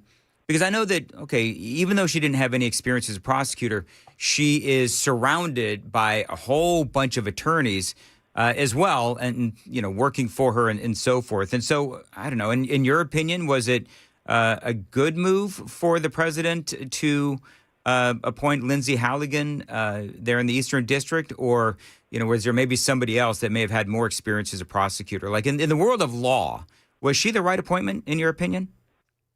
I think if the president thinks she can, fulfill his, policies and things like that the best, I think that makes somebody the right appointment.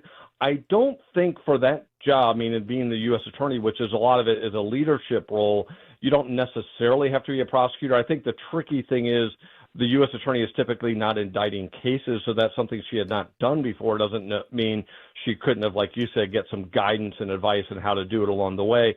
I think one of the things that they were to sort of unwind this thing would have been, when Lindsay Halligan presented the indictment, if they had a career person in the grand jury with her as another prosecutor, I think this issue would have come out differently at the district court level. But ultimately, it probably doesn't matter how, it'll still kind of come out, still come back and get indicted again. So that's one of the things. But in terms of, who's the best person to carry out the policies, that's certainly a judgment call. And there are people with a lot of experience that wouldn't be particularly good. So that's a great point. As a lawyer, and I think she served as his lawyer. So, he values people. He can trust not only their guidance, but if you work with somebody and a lot of jobs in government or anywhere else are judgment is sort of the key, criteria for being successful. So if he thought she has the right judgment, temperament, and things like that, it would make it the right choice. All right, it is 6:45 on Super Talk 99.7 WTN. More with Jonathan Fahey straight ahead. Time to check the roads on WTN.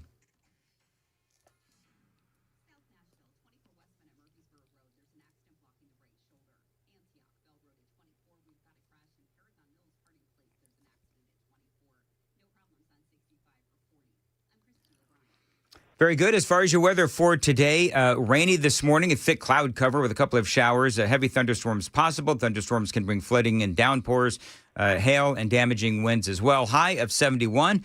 Jonathan Fahey is joining us on the Newsmaker Hotline. Jonathan, let me ask you this. Headline, Pentagon threatening to court-martial Democratic senator over the Refuse Illegal Orders video. We all know what this is. You had, I think, 7 or 8 of these Democrat senators that came out and told the military that if Donald Trump orders them to do something illegally, that they can not carry out those orders. And so now you have talk of a possible court-martialing of Arizona Senator Mark Kelly. So I find this whole thing fascinating. What they were thinking, I don't know. People are saying, on the one hand, this is a coup or an attempted coup. Other people are saying that this is their freedom of speech. Mark Kelly, perhaps they're talking about bringing him back into the military so that they could court-martial him. I find this all very fascinating. Give me your. I haven't spoken to you since this whole thing broke a few days ago. What is your opinion on all this? my opinion is like this is really a new low from the Democrats because on so many levels it's so bad, basically implying the orders they're currently following are unlawful, and that's clearly what they were doing. Which, by the way, and as you, Jonathan Fahey, as you know, just real quickly, they were asked. I mean, I think every single one of them was asked. Okay, so what exactly is the order that Donald Trump has given that has been illegal? And from Jason Crow to Mark Kelly and all these folks, none of them had any answer to that. Yeah, that was the most revealing thing of it all, right? It just shows that their intentions were so bad to begin with because they didn't think there were actually any illegal orders being issued, but they were more than comfortable implying them to try to create, morale issues, disruption, people to defy orders, and also how does that affect our national readiness, with foreign countries and things like that? It is so beyond disgraceful, and it's funny how they're all walking it back because I think they all know they really stepped in it here. But I think that Mark Kelly is, one of these people. He uses his military service as sort of the shield to get away with really bad policies and then falls back on it, because he basically endorsed an open border even though he was an Arizona senator. So this is a guy that it's beyond disgraceful the way he plays. It's sort of a John Kerry-ish type of card that he plays. And yeah, he deserves it. And you know what? They're probably not going to be prosecuted. One, they have a speech and debate clause immunity and things like that, but they should be called to task for this. And it is funny when you watch them on TV and they can't even answer it. And even the Democrat TV shows, I think, were pretty appalled by this one. I mean, Joe Scarborough and some of these other people were sort of like, what are you guys doing? And I think it was Ruben Gallego, the other Arizona senator, that was talking about how he had gotten the script. So this was a plan, a planned, sort of conspiracy, if you will, to undermine the military. But it's just so funny. It would be like, say, for example, somebody got on TV and says, if somebody at Senator so-and-so's office tries to make you do drugs or steal while you're on there, please don't do it. You don't have to follow Senator so-and-so's unlawful orders if he gives them. I mean, that's classic defamation. It's putting people in a false light, and that's what they're doing. And if somebody were to do that, they would get, outside of a world of privileges and immunities, you would get sued if you said that. If they try to get you to do this horrible thing at the office, we've got your back, and implies all these horrible things are going on at the office. Well, it's so beyond disgraceful. The funny thing is, Trump has been saying that he's not threatening death towards these members. People are calling them the seditious six. And Pete Hegseth, of course, talking about how, and it's true, despicable, reckless, and false. If they ultimately, because you just said, and it is true, they now know that they've stepped in it. I have not looked up the backgrounds of these people, but I'm assuming a fair amount of them are lawyers. And this is also something that I'm sure was endorsed by the Democrat Party, the Democrat machine. So I guess you would have thought that they would have at least considered the fact that they could have been putting themselves in some sort of a legal peril, yet they did it anyway. Yeah, you do wonder because, clearly this was vetted by lots of people in a coordinated effort. So it's like somebody should have sort of like held up a flag and said, hey, this could be an issue here.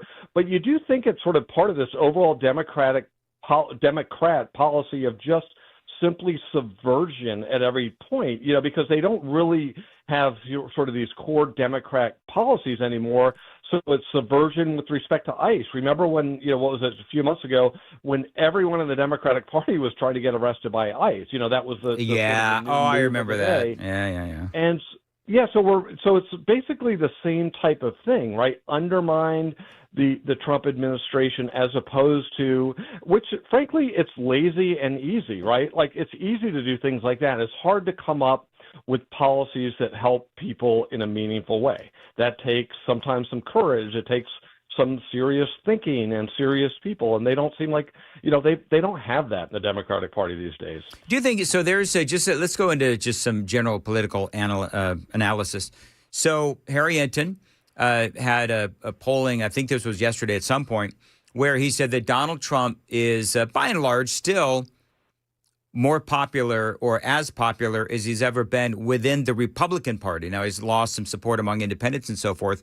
But do you believe that? Just from how you've looked at the headlines, you've read the headlines, and you know that there's been, some consternation between America First and MAGA. So do you believe that President Trump is still as supported by the Republican Party as he was, a year ago, 2 years ago, 4 years ago? Yeah, I really do. And I honestly think he has more support, not just from the MAGA crew, but the establishment Republicans have, I think, by and large, come around to him. They might not agree on everything, but they see this sort of effectiveness on addressing issues. And even though, like, he doesn't do it the way sort of some of the establishment types would do it, you can't really argue that he's effective in getting things done. So, yes, I agree with it. I do think the concerning thing is, like, the independents seem to not be supportive. But I think a lot of that is, government shutdown, a little uneasiness with the economy. And I think if the economy gets rocking and rolling at the beginning of, next year, people start feeling better and they're going to have more money in their pockets with the tax breaks and things like that. I think that part will change. And that's the most, for all of us, the most important thing is sort of your personal economic situation. And I think if that improves, the independents come back his way and come the Republicans' way. We have a year to fix this. And you're right. I mean, this is something that I've been saying is once those tax breaks start coming into full effect next year, and I think people are going to have a lot more money in their pocket. And I do believe that a year is a long time in politics. And so I think that if the Republicans can figure out how to either agree to disagree or, figure out a compromise on some of these things. I mean, I very much disagree with Trump on the H-1B visa thing, but I also understand what he is saying about trying to or needing to import some talent. So, but I think that you're right. And I did say this earlier in the program, which is we can disagree on certain issues within the Republican Party. We can disagree on certain issues and not completely disconnect from Donald Trump. It just means that these are policy issues that we as a party need to figure out a solution for.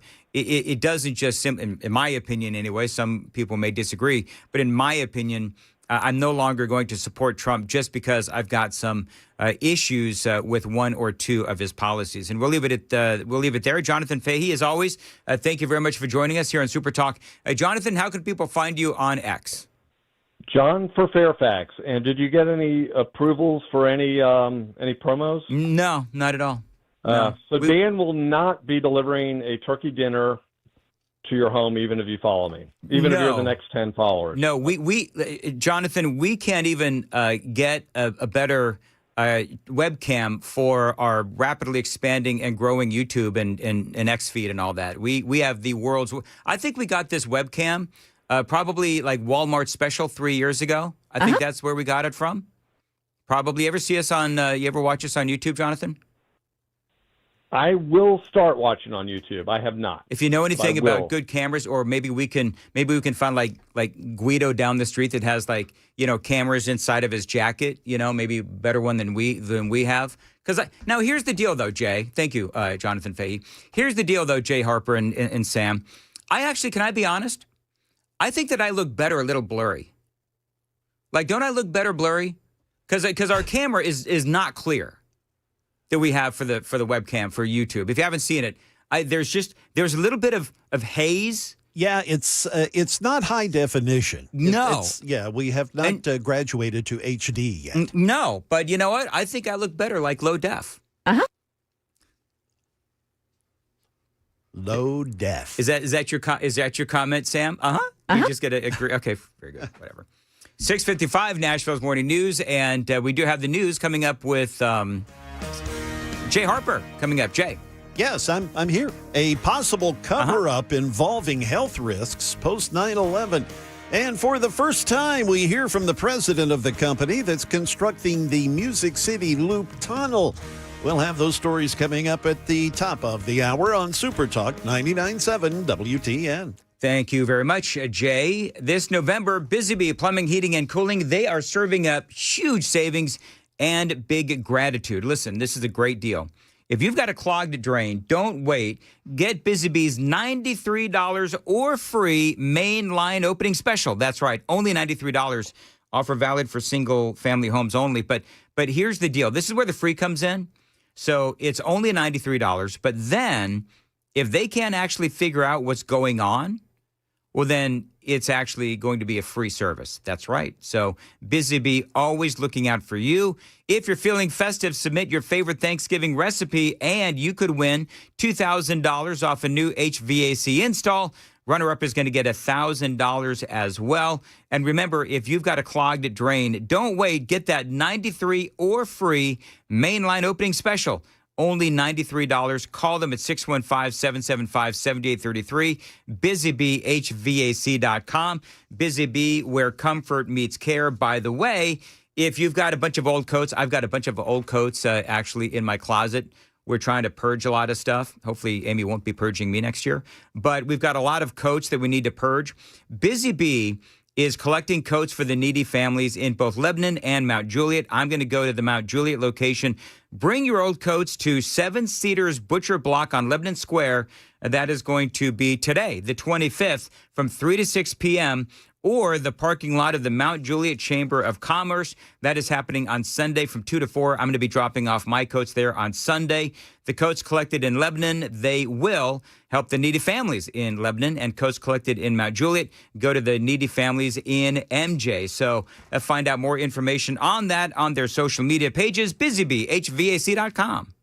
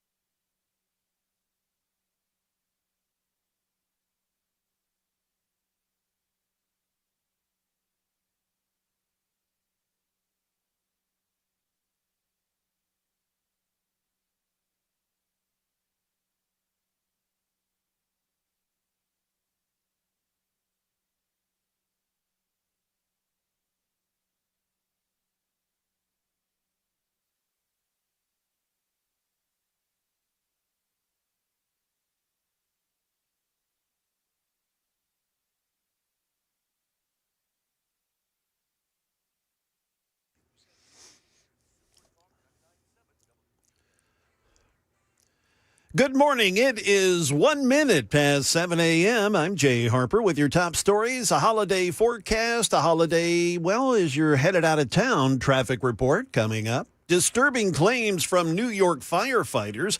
They're accusing the city of a possible cover-up involving the health risks in Lower Manhattan after 9/11. Here's ABC's Rena Roy. The group claims the documents contain life and death data and prove city leaders at the time knew about asbestos in the air but concealed the information. Since 9/11, about 400 members of the New York Fire Department have died from illnesses linked to ground zero toxins, with thousands of other people potentially exposed. The city has declined to discuss the documents, citing ongoing litigation with first responders and their families. But the city saying we remain dedicated to getting 9/11 victims and their families the answers they need. Back here in Nashville, for the first time since construction of the Music City Loop began, the Boring Company held a public question and answer session on X. Nashvillians and Tennesseans alike got their chance to have their questions answered about the underground tunnel project from the Boring Company president and CEO, Mr. Steve Davis. Davis first started by explaining why the tunnel for Teslas instead of a train or a bus. He explained that rails and subways cost a lot more and create more of a risk. Channel 4's Dryden Quigley has more. People had the rare chance to ask questions online to the Boring Company CEO and president, Steve Davis. He started by explaining why, instead of a train or bus, they chose this method of Teslas in a tunnel. Except for like major events, like stadium events, the chance that 40 or 50 people are going to the exact same place at the exact same time is low. So it has to be point to point, and it has to be small vehicles. Eventually, they say the goal is to have 20 stations where people can enter and exit. They're even looking at adding a stop on Broadway and want to get community input on that. They also shared how first responders can get to people if there's a crash. There will be multiple access points throughout the tunnel, and all of the drivers will go through crisis training. The amount of safety training that a Boring Company or Loop driver has to go through is enormous. As for pricing, they say it hasn't been decided just yet, but it'll be similar to the rates in the Las Vegas Loop. A single ride is about $4, round trip is $7, and a day pass to use the loop is $12. I can't imagine why we would charge much more than that. The goal is for this to be extremely accessible and extremely affordable.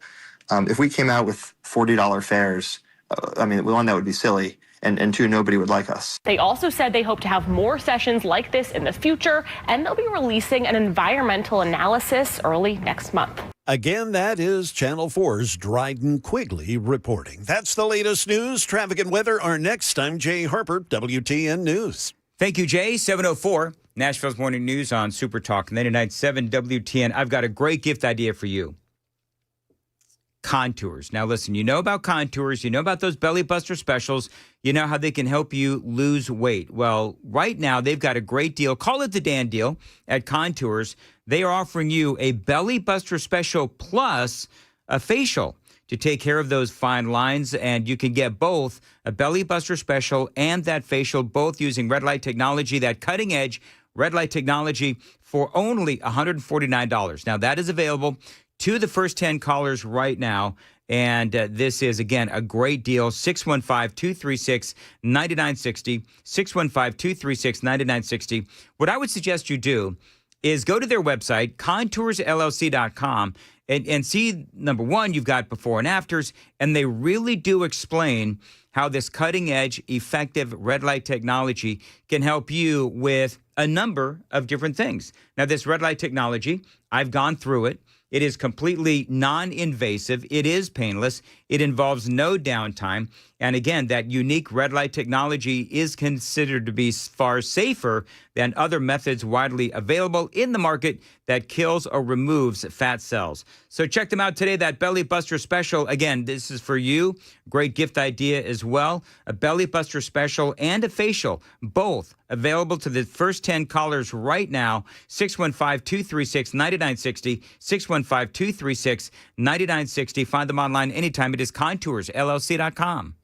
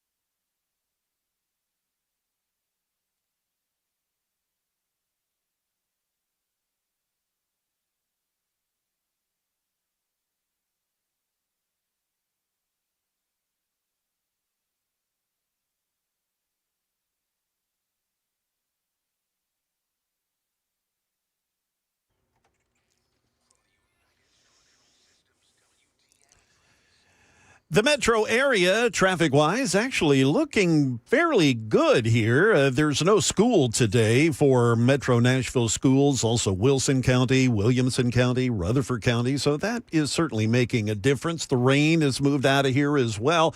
We do have a crash in Murfreesboro, 24 westbound, right before exit 78. That's Highway 96. It's been moved over to the shoulder. And we are seeing a good bit of congestion on 24 westbound between Old Hickory Boulevard and Bell Road. We've got your traffic every 10 minutes every morning on Super Talk 99.7 WTN.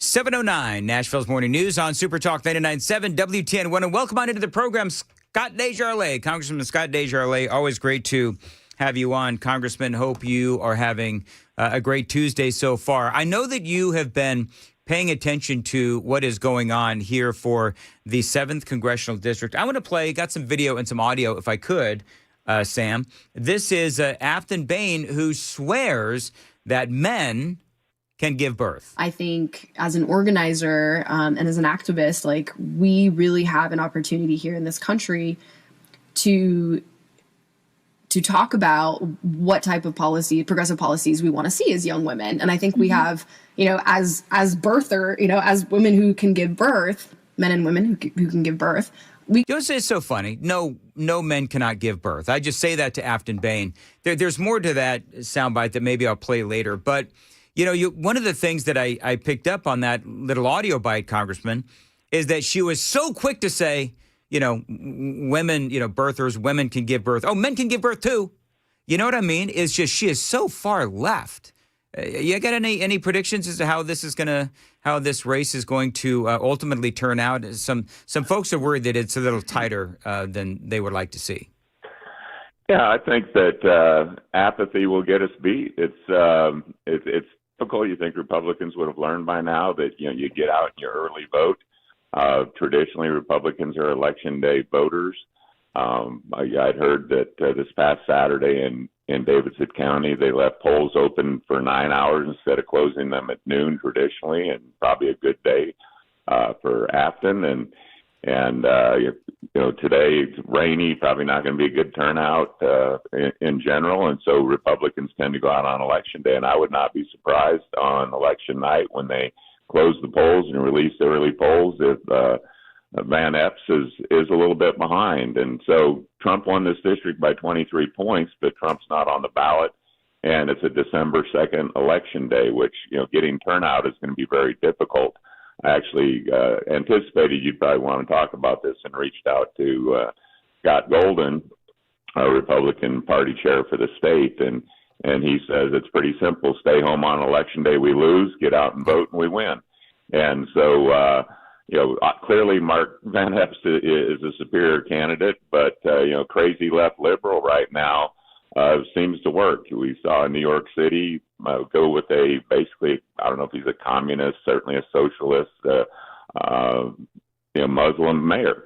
And he's almost on the Democratic Party side. It doesn't really matter. Maybe the crazier the better in some of these races. They don't care. They just don't like Trump, and they'll get out and they'll vote for whoever. And I've listened to some of the Aftyn Behn quotes. She hates Nashville. She can't stand the Music Row. She, all these other things. She went out chasing after ICE agents and state troopers and just really, kind of wacko, honestly. And I've never met her personally, but just seeing, what's coming out would make you think, well, why would anybody possibly want that? But just take a look around Capitol Hill right now, and we're chock full of those type of people. Yep. No, it's I think it tells you where the Democrat Party is. And by the way, Election Day, as Congressman DeJarlais just mentioned, is December 2nd. The early voting runs through Wednesday, the 26th, which is obviously tomorrow. And you're right. Yeah. We need to get out. We need to get out in the 7th. And, one of the things I find interesting, Congressman, is the left and the haters are like, oh, what's the matter? Why are you so focused on Aftyn Behn? Well, the reason we're focused on it is because it is close, and to say that it is not close would be to, stick your head in the sand. And so there's a lot of quotes out there, a lot of video out there. She's been on a lot of podcasts, and I did share some of these videos earlier in the broadcast, and I'll do so again here in one of the upcoming segments. I want to go to some other policy issues. There was word that President Trump was going to release a new health care proposal, 2-year extension apparently of Obamacare subsidies, and also coupled with some more restrictions, maybe some stricter restrictions, if you will, with Obamacare and these subsidies. Then they apparently pulled it back. Do you have an idea, as number one, a medical doctor, and number two, as a congressman, where are we at with all of that? It's interesting how this became a Republican problem when it was a Democratic idea that I literally ran against in 2010 and 2011. The perils of Obamacare becoming a single-payer system and all the lies that were told about you can keep your doctor, your premiums are going to go down, you can keep your plan. All those things turned out to be a false. And I remember Obama saying you can keep your doctor, period. You throw those periods in there. Well, none of that was true. And what we've seen is increasing health costs. And in fairness, healthcare goes up every year. Yours probably goes up 15, 20% every year. Mine goes up 15 to 20% every year. And, that's been going on. But they caught on to this buzzword. And here's where the liberal media always outshines the conservative media, because we're in the minority. We're not 90% of the megaphone. And so this affordability issue that they won on in Virginia and New York, that's the new word. And healthcare has not been affordable for a long time. Not to be personal, but I've had the same plan for, probably over 10 years. And as a member of Congress, I'm on BC HealthLink, which is Obamacare, because when we passed it, they said, if it's good enough for the people, it's good enough for members of Congress. Mm-hmm. And I was showing my wife from 2022 to 2026, our premium has doubled. And I looked up this morning these expiring healthcare subsidies for the 22 million that the Democrats put in because of COVID. Again, another one of their problems that they're trying to make ours that's expiring this year. It says it's going to go up to like $888 a person. I'm guessing that's per person per year, or it could even double and go up to close to $2,000 a year. Yeah. I mean, I'm paying almost that per month, and I don't know and that's for a family of three. But, most Americans, there's 340 million Americans. I don't know if you're counting illegals or not, but we're talking 22 million people whose health care could go up because it's been held steady with these tax subsidies for 5 years. And the rest of us have been absorbing these body blows every year, 15 to 20%. Well, when it's 15 to 20% of 1,000, that's $200 a month more. When it's 15 to 20% of 2,000, that's $400 a month more. This is exponential, and I think that's what most of us are experiencing. So, affordability of healthcare is a huge problem. Medicare is a huge problem, and the number of people getting Medicaid that maybe shouldn't be, that are here illegally or whatnot, is also a huge problem that people choose to ignore. But because we're the party in power, this is now our problem. And so the president is trying to come up with an idea where the money goes straight to the people who can choose their health care plans, which seems like that would make sense in a country like ours. And apparently these subsidies go directly to the insurance companies, and a lot of it gets wasted anytime you have a middleman. So, I do think that with the midterms coming up and us taking the blame for all these things, we need to come up with a solution to make health care more affordable. I would love to, we've been trying to repeal Obamacare now for 15 years, and not a single Democrat will vote for it. It's the driver of the problems that we're seeing, but yet it's always the Republicans' fault, and it was not our creation. No, you're absolutely right. All right, real quick, I got to check the roads, and then I've got a couple more questions for you. Congressman Scott DeJarlais is joining us on Super Talk 99.7 and Nashville's Morning News. Yes, time to check the roads.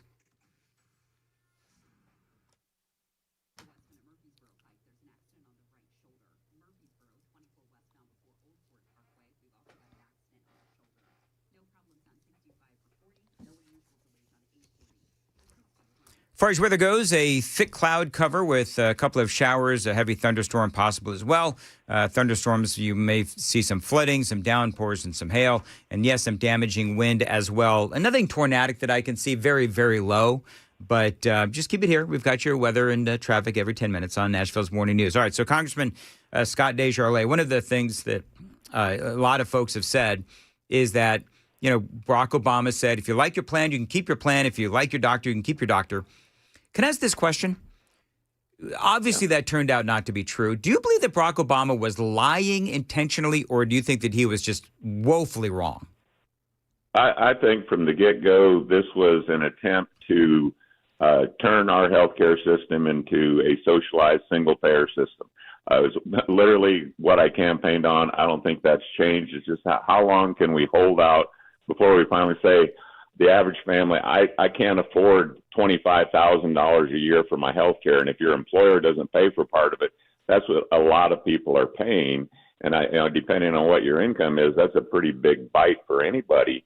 And so it's just at some point, when do you break? You got people going on Medicare at 65. You got people at the lower end that are on Medicaid, and they keep expanding, the eligibility for Medicaid. And so there's those that are above the below and below the upper that are taking the brunt of all this. And at some point, when do you throw up your hands and say, I can't afford this anymore? And I think that's what they're counting on. They're counting on breaking us down and turning us into a socialized system. You see a third of the Democratic Party identifying as socialist, and we all know how that works out in the end. And it demotivates people to excel, because the better you do, the more you're paying for other people. And so it forces mediocrity. And I mean, it happens in schools. If all the straight A students had to average their grades with the D students and they all ended up with C's, it doesn't motivate you to work very hard. And socialism is just that. And so, yeah, I do think that it was by design. I really do. I have talked to him about it. I've been to the White House and talked to him about it back in 2012 and 2013 as a physician. And so, yeah, we're on this downward spiral. We're circling the drain. And how long can we hold out? And is there a way to fix it? And, maybe Trump's onto something by bringing the power back to the people and actually letting you pick your health care. But right now, I mean, most plans are so expensive. It used to be what we call catastrophic health care, that you just paid out of pocket, and then you had a backup plan if you had something really serious go on that, it kicks in at 10 or 20,000. Well, hell, now that's our premiums. And I don't even know what a catastrophic plan would look like these days. In other news, some palace intrigue, if you will. This is from ABC News. Punchbowl's Jake Sherman reporting on the atmosphere within the Republican House.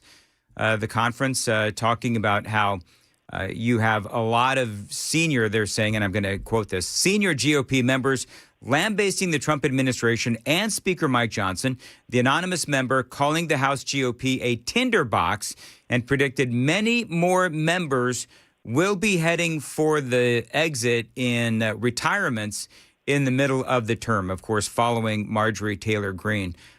What are you hearing within the Republican Party in the House of Representatives? Well, on both sides of the aisle, I hear a lot of words that rhyme with duck.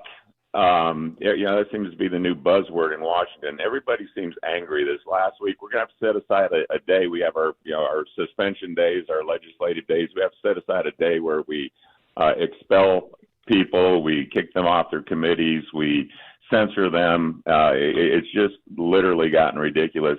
And so there's a weaponization among members. I mean, there's a Republican on Republican this past week with Nancy Mace going after Corey Mills, and then there, the Democrats that were getting text messages from Epstein on how to ask questions. But it's been a little bit of a circus up there, and that doesn't bode well. The shutdown somehow became our fault when we offered a clean CR, which is the Democrats' go-to thing.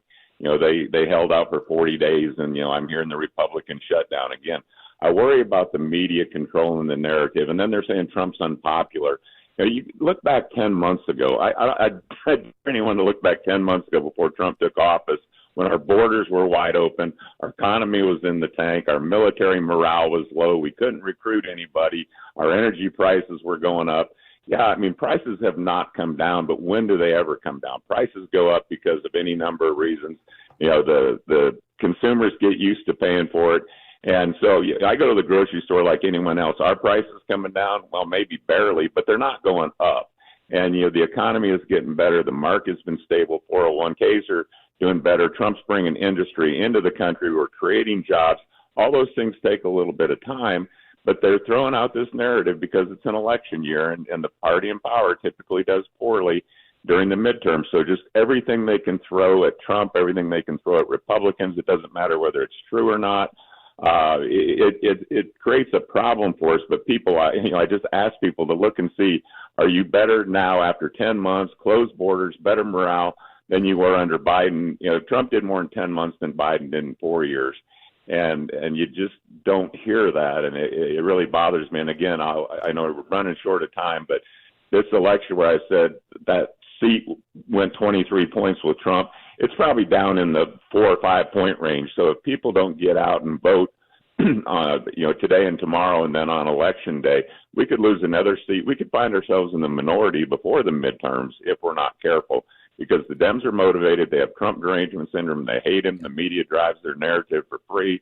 And, if not for Super Talk and Dan Mandis and folks like you, where we can reach out to our base and say, hey, you better get fired up, because the Democratic and liberal machine is in full force trying to take away Trump's power, even though he's a lame duck. Well, and let me tell you something, Congressman. If the Republicans end up in the minority, you can just kiss everything Donald Trump wanted to do in the last 2 years goodbye, and anything you wanted to do, the Republicans wanted to do, because the House of Representatives will be nothing but impeachment and hearings and investigations and all that other kind of stuff.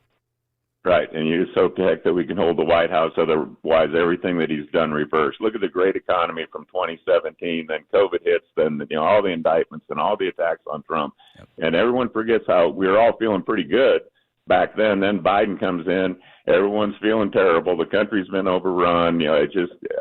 Everybody's in a sour mood. And for 10 months, we've been moving the ball forward. And it doesn't happen overnight. But, if we had 4 to 8 years, I believe we can save this country. If not, we're going to go back to the same failed policies, and the yo-yo or the pendulum will swing back and forth. And, I really worry about the stability of our country long term if we can't stop that cycle. All right, Congressman, we'll leave it there. Have a great Thanksgiving, and we'll talk to you again soon. All right, happy Thanksgiving. All righty, it is 7:26. To what the Congressman said, he is right, and this is consistent with what I've been saying all along, which is you may disagree with the president on a couple of items. The Chinese students, I think that, help me out, Sam, because I was up late last night with the rescue mission, so I'm a little out of it today. But so the main core issues that Republicans or conservatives or MAGA or America First, the main disagreements are Israel, Chinese students, 600,000 Chinese students, and H-1B visas. I think and if Chris Hand is listening, he could probably send me a much longer list. I think, though, those are the big three, are they not? I think we kind of backed off on Israel with the closing of striking Gaza and everything. That's kind of fallen off the radar a little bit. I would say it's definitely the Chinese college students, definitely the visa, protecting foreign workers over American workers. Yeah. And I would even throw on there these plans to somehow fix the economy through longer-term loaning. Yeah, well, the 50 ridiculous 50-year home loans and so forth. Yeah, that was not a plan. It was a choice for some people, but it's not a plan. All right, we're running away late. I'm totally shanking the clock today. 7:27, Nashville's Morning News, and Jay has the news coming up at 7:30. Jay, what do you got? Well, as today is the Thanksgiving getaway day for many folks. We'll have a report on what you can expect on your travel A high-profile executive, he's now out of a job after some controversial comments. We'll have those stories coming up at 7:30 on Super Talk 99.7 WTN. Thank you, Jay. Dan Mandis here. Vision for Life. You know, you've heard me talk about my cataract surgery at Vision for Life. And again, it has been life-changing. I didn't even realize how much my vision was holding me back until I had clear sight again. Reading small print, not a problem. Driving at night, no more halos or blurry lights.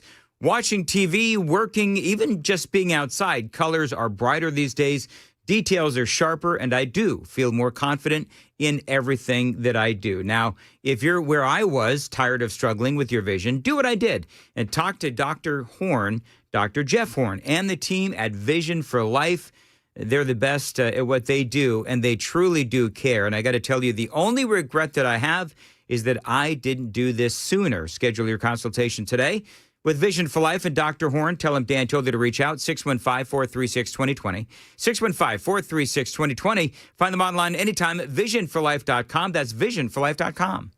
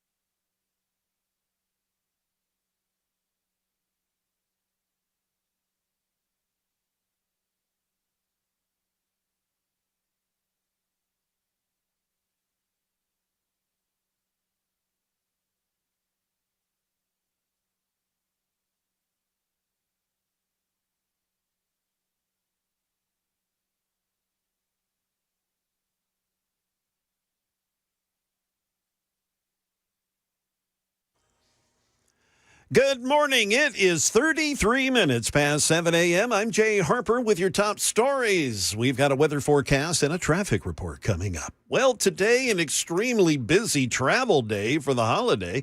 ABC's Gio Benitez has more.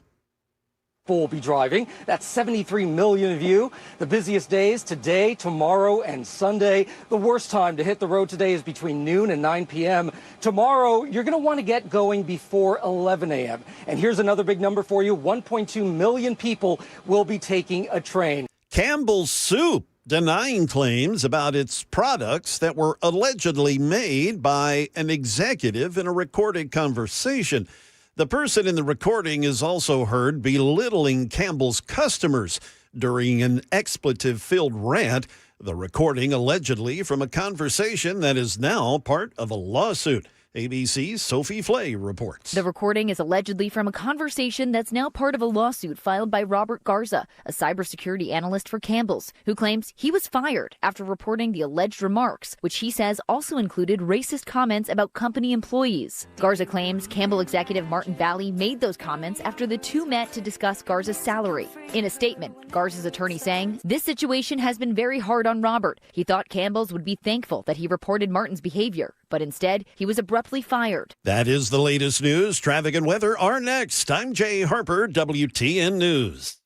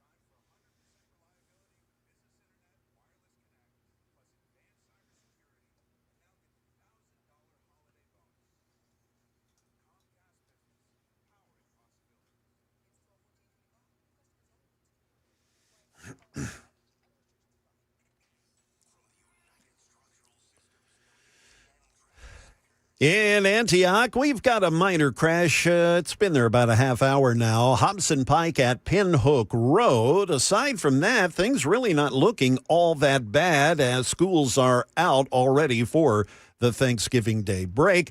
We do have congestion in the normal places down on 24 westbound between Old Hickory Boulevard and Bell Road.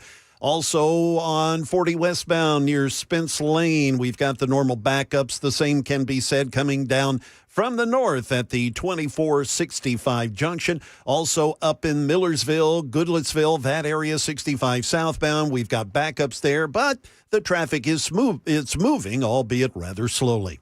We've got your traffic every 10 minutes, every morning on Super Talk 99.7 WTN.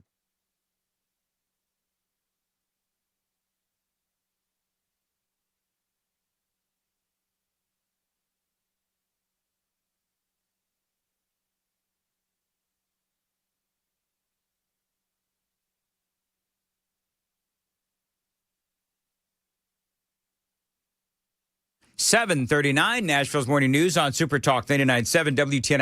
I made a crack earlier, guys. Jay, I need to just watch what I say. I was just joking when I started talking about the quality of the web cameras in the studio. Oh, Nick, I was just joking. I know, and I see all the comments here. I mean, I do believe, though, that I do look better blurry. Like, I think when I was in like high school and college, and people like girls would get drunk, they thought I looked actually cute. I'm totally kidding. That's back when, man, I've seen photos of you as a young man. Boy, you had quite the head of hair. Thank you, Jay. Yes, I sure did. Way back in the day. Well, I'm sorry to remind you of that. Thank you for that. By the way, now that you've had the cataract surgery, I mean, are you seeing yourself more clearly now, and does that upset you? Sadly, yes. I see myself far clearer. I liked it better when I was blurry looking into the... Anyway, moving right along. It's kind of funny. Chris and I actually offered to buy some equipment for the studio. They wouldn't even let us buy the equipment. What? Our own money. I don't understand why. Yeah. But supposedly, I'm not knocking the company. Supposedly, we're supposed to get new equipment next year, fiscal year 2026, for the studio. So, and people are really dogging on the guest camera. So, yeah, I did see whatever. That too. You know what? We're a radio show, and if you want to watch us on YouTube, feel free. A lot of people do. I don't understand it. All right, Aftyn Behn, real quick. This is from our friends at the Tennessee Star. Democrats have parachuted an activist army into TN7 to boost Aftyn Behn. Tom Pappert, I think his name is. I've interviewed him, I think, once or twice. Good guy. He's done some reporting for the Tennessee Star. I love the Tennessee Star. On Monday's edition of the Michael Patrick Leahy Show, Pappert explained how the DNC's national organizing network has quietly flooded the 7th District with out-of-state volunteers capable of contacting tens of thousands of voters in the race's final days leading up to the December 2nd election. And they go on to talk about it. And this is what the Democrats do. But one of the things that they point out in the article, and I've been playing a lot of these, is that she's got all of these past statements regarding, whether it is hating Tennessee, hating country music. I played some audio earlier about what she said about women and having babies. I've got another one coming up, as a matter of fact, here in a second, that is a real doozy. So they say that after Aftyn Behn knew she was going to have all of these past statements haunt her, they say, I think that she knew she was going to have some rough interviews on cable news, so the Democratic National Committee was seemingly briefed on all this because a week before these negative headlines started coming out, Behn began benefiting from a massive National Democratic Party effort. They sent in volunteers from across the country and mobilized them in critical districts like Tennessee's 7th. So the Democrats are putting a lot to this. They really think that they can flip this because this would be a huge, and I mean a huge deal for the Democrats. And the reason I'm bringing this up, because I on the super text line, people will say, why are you talking about how close it is? Because we need to encourage the people out in the 7th to go out and vote. This was some of these comments that Aftyn Behn has made in the past, they're just kind of bizarre.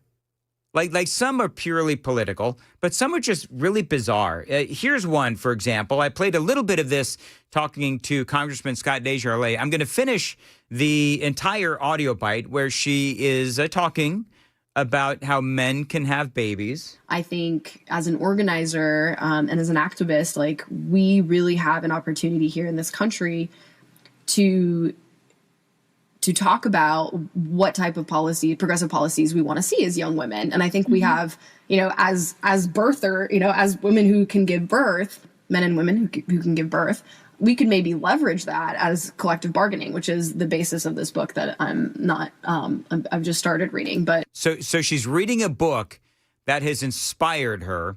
Now, in the first 20 seconds or so of this audio clip, she has said that men can have babies. Obviously, that is false. Called Birth Strike, and how we can really leverage collective bargaining when it comes to having children in this country. And so, for example, like I'm not going to give birth until the United States government concedes ABCD.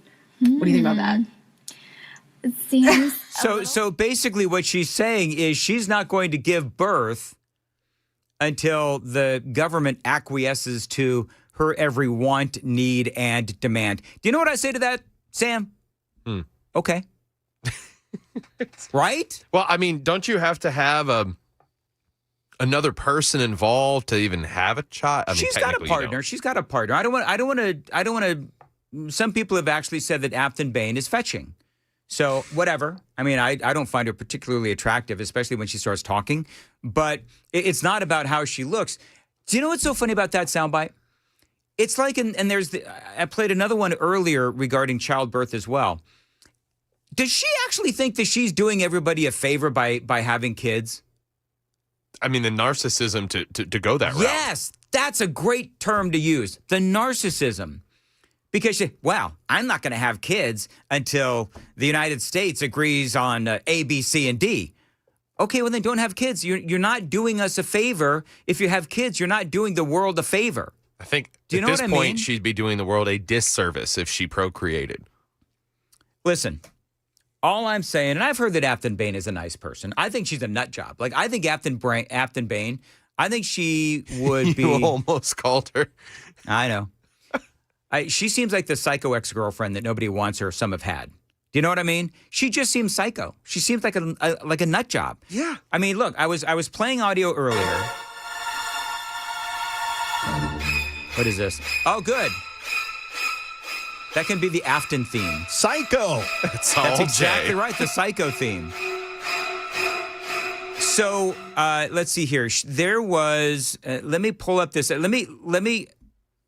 We're going to prove. Keep the psycho theme handy, because it's going to go very well with some of the video and audio that I'm going to play coming up next. It is 7:45. Time to check the roads on WTN.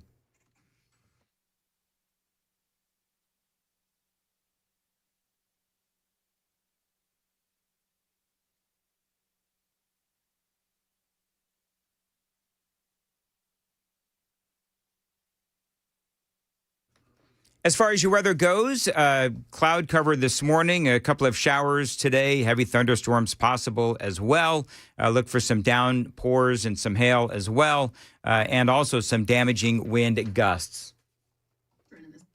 So just watching and listening to some of this audio from Aftyn Behn and some of the things that she is talking about that just, honestly doesn't make a lot of sense. And so I'm going to play, first of all, I'm going to play the cut that everybody is playing this morning all across America. I've seen this on Fox News and so forth. This is Aftyn Behn. This was on MS Now, used to be on MSNBC, where she refused to tell the Brain Trust on MSNBC where she stands on defunding the police. You've probably seen this. Representative, in 2020, you made some tweets that have since been deleted that were very critical of police. You said in those since deleted tweets that the Metropolitan Nashville Police Department should be dissolved. Another cheered on a teachers union saying that defund the police should be a requirement for schools reopening. And another saying good morning, especially to the 54% of Americans that believe burning down a police station is justified. 2020 was obviously a very fraught year. Do you still stand by those comments? And if not, is there anything you want to clarify? I'm not going to engage in cable news talking points, but what I will say is that, our communities need solutions. We need local people deciding, solving local problems with local solutions. And that's not the overreach of a federal government or state government of which we are dealing with in Nashville and our cities across the state of Tennessee. All right, so none of that made any sense. Like, I'm hearing this now for, I think, the third time. One of the things that you can tell when you can drop the psycho theme here. So you can kind of tell when she's answering the question, her eyes are like darting all over the place, right? She's like, oh, crap. What am I going to say to this question on actual policy? And her eyes are going all over the place, like she doesn't really know what to do. And crazy Aftyn comes out. And so then they tried to say, okay, well, how do you feel about defunding the police? So you don't want to clarify whether you still believe that the police should be defunded? Once again, I don't remember these tweets, but what I'm saying is that I'm not asking you if you remember. What is your position today? How's that? It's not that hard. Not that hard. You're a progressive. Can I answer the question for her? Is that okay? Am I going to be a member of the patriarchy if I actually answer the question for her?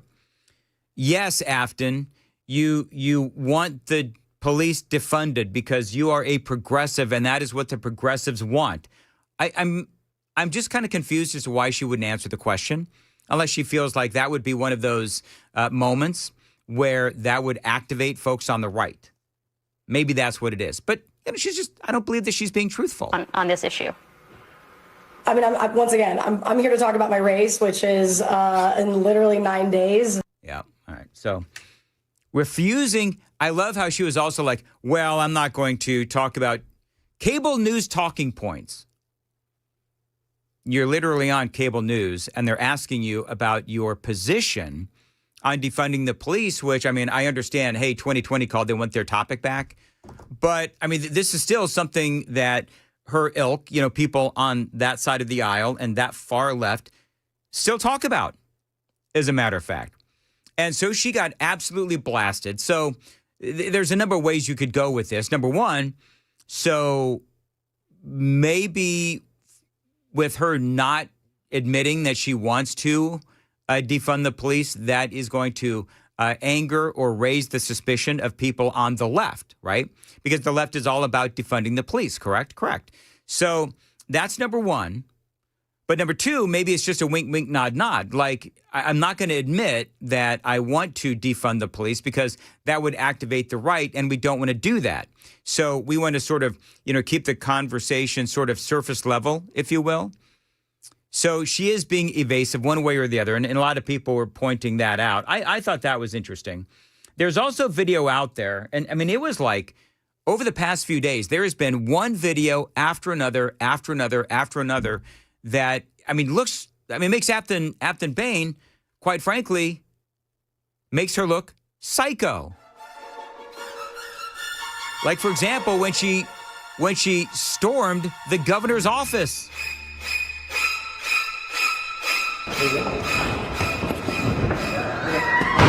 She's running in. They're dragging her out. She's screaming.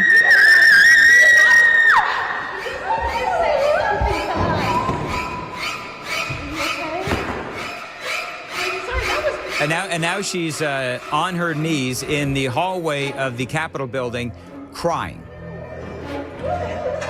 in what can only be described as political theater. So if you can't see on you're listening on the radio, she runs into Governor Lee's office, and the big burly security guards grab her by the arms and pull her back, and basically, put her on the ground outside of the governor's office. And now, part of the video, she's crying. It's like memo to Aftyn Behn, and this was several years ago now. What did you think was going to happen when you went barnstorming into Governor Lee's office years ago? It's political theater, but the security guards will stop you because they don't know what you're capable of.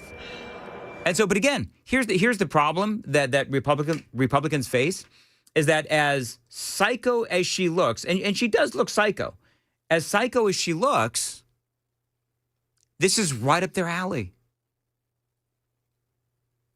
And there's a lot more. It's almost like somebody activated a switch, and they're looking at all the old podcasts, and they're looking at watching all of the old videos and interviews and things that she's written and things that she said and things that she's posted, and she does.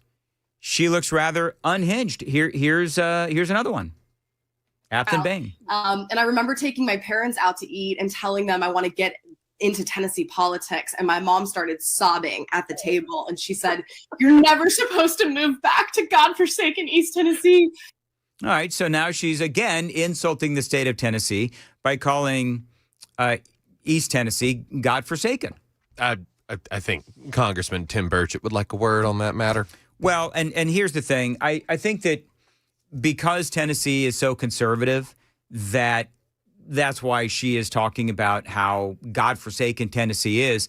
But I don't really understand why, if she hates it so much here, why they, and I said this earlier, the family comes from what it sounds like, they're a family of means. And so if the mother was saying, why would you come back and move to East Tennessee or whatever it is, godforsaken East Tennessee? Like the entire Behn family, they have the opportunity to move. Why don't they move? You know, if you want to move to, I don't know what, go move to California, man. Like if that's what you want to do, go do it. But don't try to, now she is trying to run for office here with a district and a state that she hates. Now, I do understand. Okay, so if you hate something, then you're going to try to perhaps change it from the inside. That is maybe that's the idea here. But I got to tell you, there's so many FAFO moments with Aftyn Behn. Like, again, storming the governor's office in the state capitol. There's more that I have coming up. It is 7:55 on Nashville's Morning News on Super Talk 99.7 WTN. And Jay Harper has the news coming up, Jay, at 8 o'clock. Yes, sir. Dan, we'll have the latest on a peace deal in Ukraine. Could it be? Well, we'll find out. A plane still missing near New Orleans, and we'll also have this morning's money news. That's coming up at the top of the hour on Super Talk 99.7 WTN. Thank you, Jay. The Wellness Institute of Nashville, they've got their Big Daddy special going on right now, the Big Daddy Trump special going on right now. $12 for a comprehensive exam, x-rays if you need them, a well-explained diagnosis, and that first treatment, all for just $12. That's a great deal. Now, if you're like me and you have chronic back or neck pain, sciatica, slipped or bulging spinal discs, herniated discs, spinal stenosis, numbness or weakness in the arms and legs, fingers or toes, they can help you with their state-of-the-art non-surgical spinal decompression therapy. Yeah, they can help you. No surgery, no spinal injections, and no painkillers. Now, they can help you today. $12 is going to get you all started. $12 for that comprehensive exam, x-rays if you need them, well-explained diagnosis, and that first treatment at 615-246-5009. Tell them Dan told you to reach out, 615-246-5009, painisbad.com.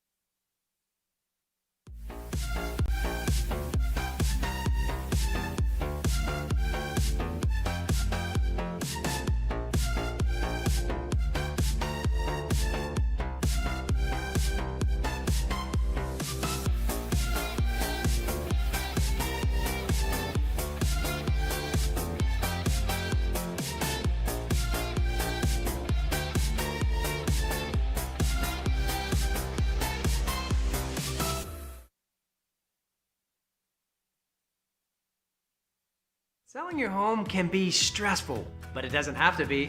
Get a guaranteed offer from Marks Bain Real Estate. There are no showings, no open houses, no stress. Work with the #1 real estate team in the U.S. and close with confidence. Go to marksbain.com today.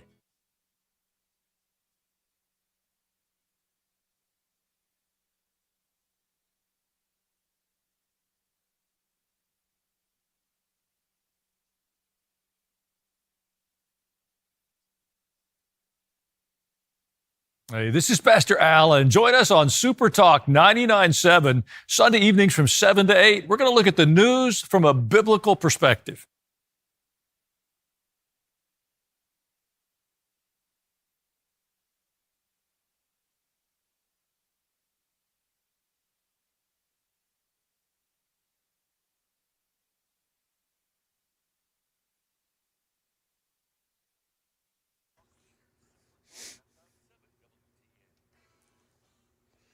Good morning. It's 8 a.m. I'm Jay Harper with your top stories, a holiday forecast, and your traffic report coming up. In the war in Ukraine, a heavy Russian missile barrage struck Kiev overnight after U.S. and Ukrainian negotiators announced that they had hammered out a framework for a possible peace deal. Here's ABC's Ian Pennell in Kiev with the latest. The plan now has 19 points. President Zelensky saying some of the most unacceptable have been changed, but the most delicate issues I will discuss with President Trump. A senior source briefed on the matter telling ABC News there'll no longer be a strict limit on the size of the Ukrainian army, but contentious issues like Ukraine surrendering land to Russia remain unresolved. Back here in the U.S., the Coast Guard is launching aircraft and boats today as crews look for a single-engine plane that just disappeared as it approached a small airport in New Orleans overnight. ABC's Jim Ryan has more. Flight data shows the 4-seat Cessna 172 departing Biloxi, Mississippi before sunset and turning southwest toward New Orleans Lakefront Airport. An hour after departing, as the plane was on its final approach over Lake Pontchartrain, it dropped from radar screens. Fish and wildlife officials later reported finding debris in the water. The search is to resume today. Back here in Tennessee, lawmakers are considering a bill to help police departments struggling with officer shortages. News 2 says the proposal would create a recruitment fund that offers grants to agencies with at least 10% of their positions vacant. Trousdale County Sheriff Ray Russell says it would be a huge help since he can't compete with counties that pay more. It's like we're constantly training all the time. We're training officers, and we get them trained, get them to know how to do their jobs good, and they go somewhere else. And it's really getting frustrating. It's been going on for years, but here recently, the pay difference has gotten worse. The General Assembly will take up the bill when it reconvenes in January. The Market Numbers Report now brought to you by Beacon Capital Management. They can be found online at beaconcm.com. Here's Jim Ryan. Hopes for an interest rate cut from the Federal Reserve next month got stocks off to a strong start to the holiday-shortened week. The Dow rose 200 points Monday to close at 46,448. The Nasdaq jumped 2.7%. The Standard & Poor's scored its best gain since the summer. Once the leftover turkey is in the refrigerator, Black Friday shoppers will head for the mall or fire up their laptops. The National Retail Federation predicts that nearly 187 million Americans will hit the brick and mortars or the virtual marketplace over Thanksgiving weekend. Others will be out searching not for bargains, but for work. Bloomberg reports that Americans with 4-year college degrees now make up a record 25% of total unemployment. Labor Department statistics show the jobless rate for holders of bachelor's degrees rose to 2.8% in September, up half a percentage point from a year earlier. That is the latest news. Traffic and weather are next. I'm Jay Harper, WTN News.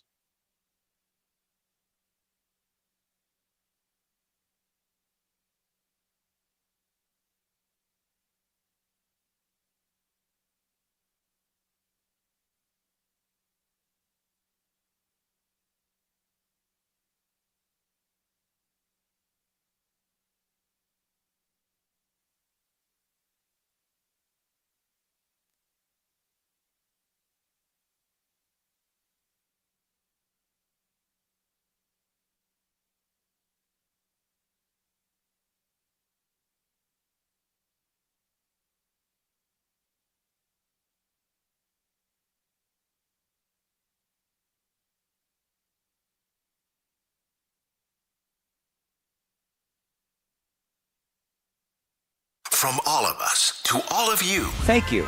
Thank you. Thank you. Thank you, guys. Thank you for supporting Nashville Rescue Mission. What an amazing day and broadcast as we raised $218,935. Thanks to you folks. That is going to buy 70,397 meals for Nashville's Rescue Mission. A great accomplishment.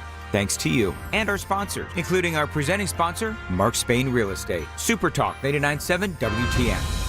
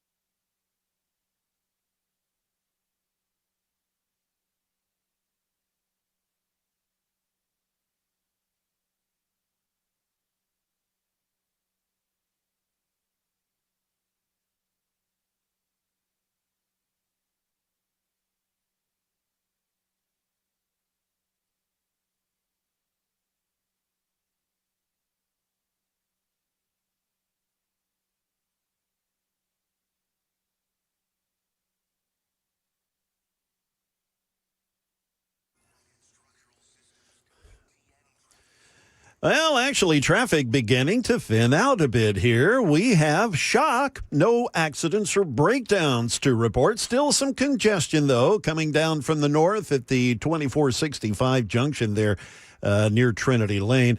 Also, the 440, 40, and 24, the junction there, we're seeing a little bit of clogging. But aside from that, things actually looking pretty good here this morning. We've got your traffic every 10 minutes every morning on Super Talk 99.7 WTN.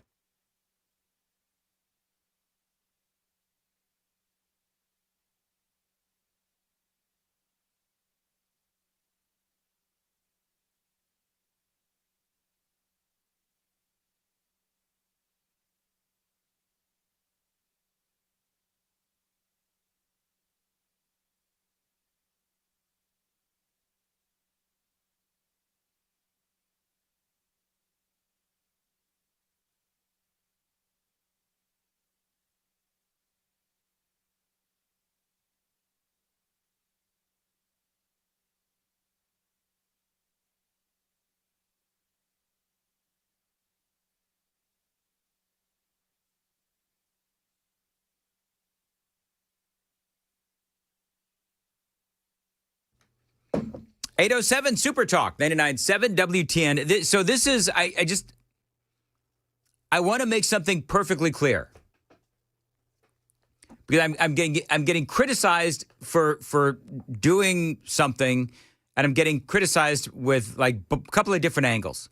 So on the one hand, a super texter says, Dan, why aren't you playing all that great Aftyn Behn audio that's out there, right? Then I start playing the great Aftyn Behn audio that's out there that I played in the 5 o'clock hour and a little bit of the 6 o'clock hour.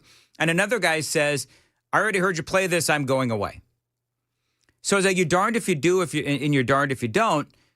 So I'm just telling you, yeah, I played some of this audio in the 5 o'clock hour and also in the very beginning of the 6 o'clock hour. And now here we are at the end of the 7 and going into the 8. And yes, I'm playing it again. You know why? Because the 7th Congressional District is a major, major political story. And it's here. Like, this is not our backyard. This is like our front yard. This is like our doorway. This is like our house.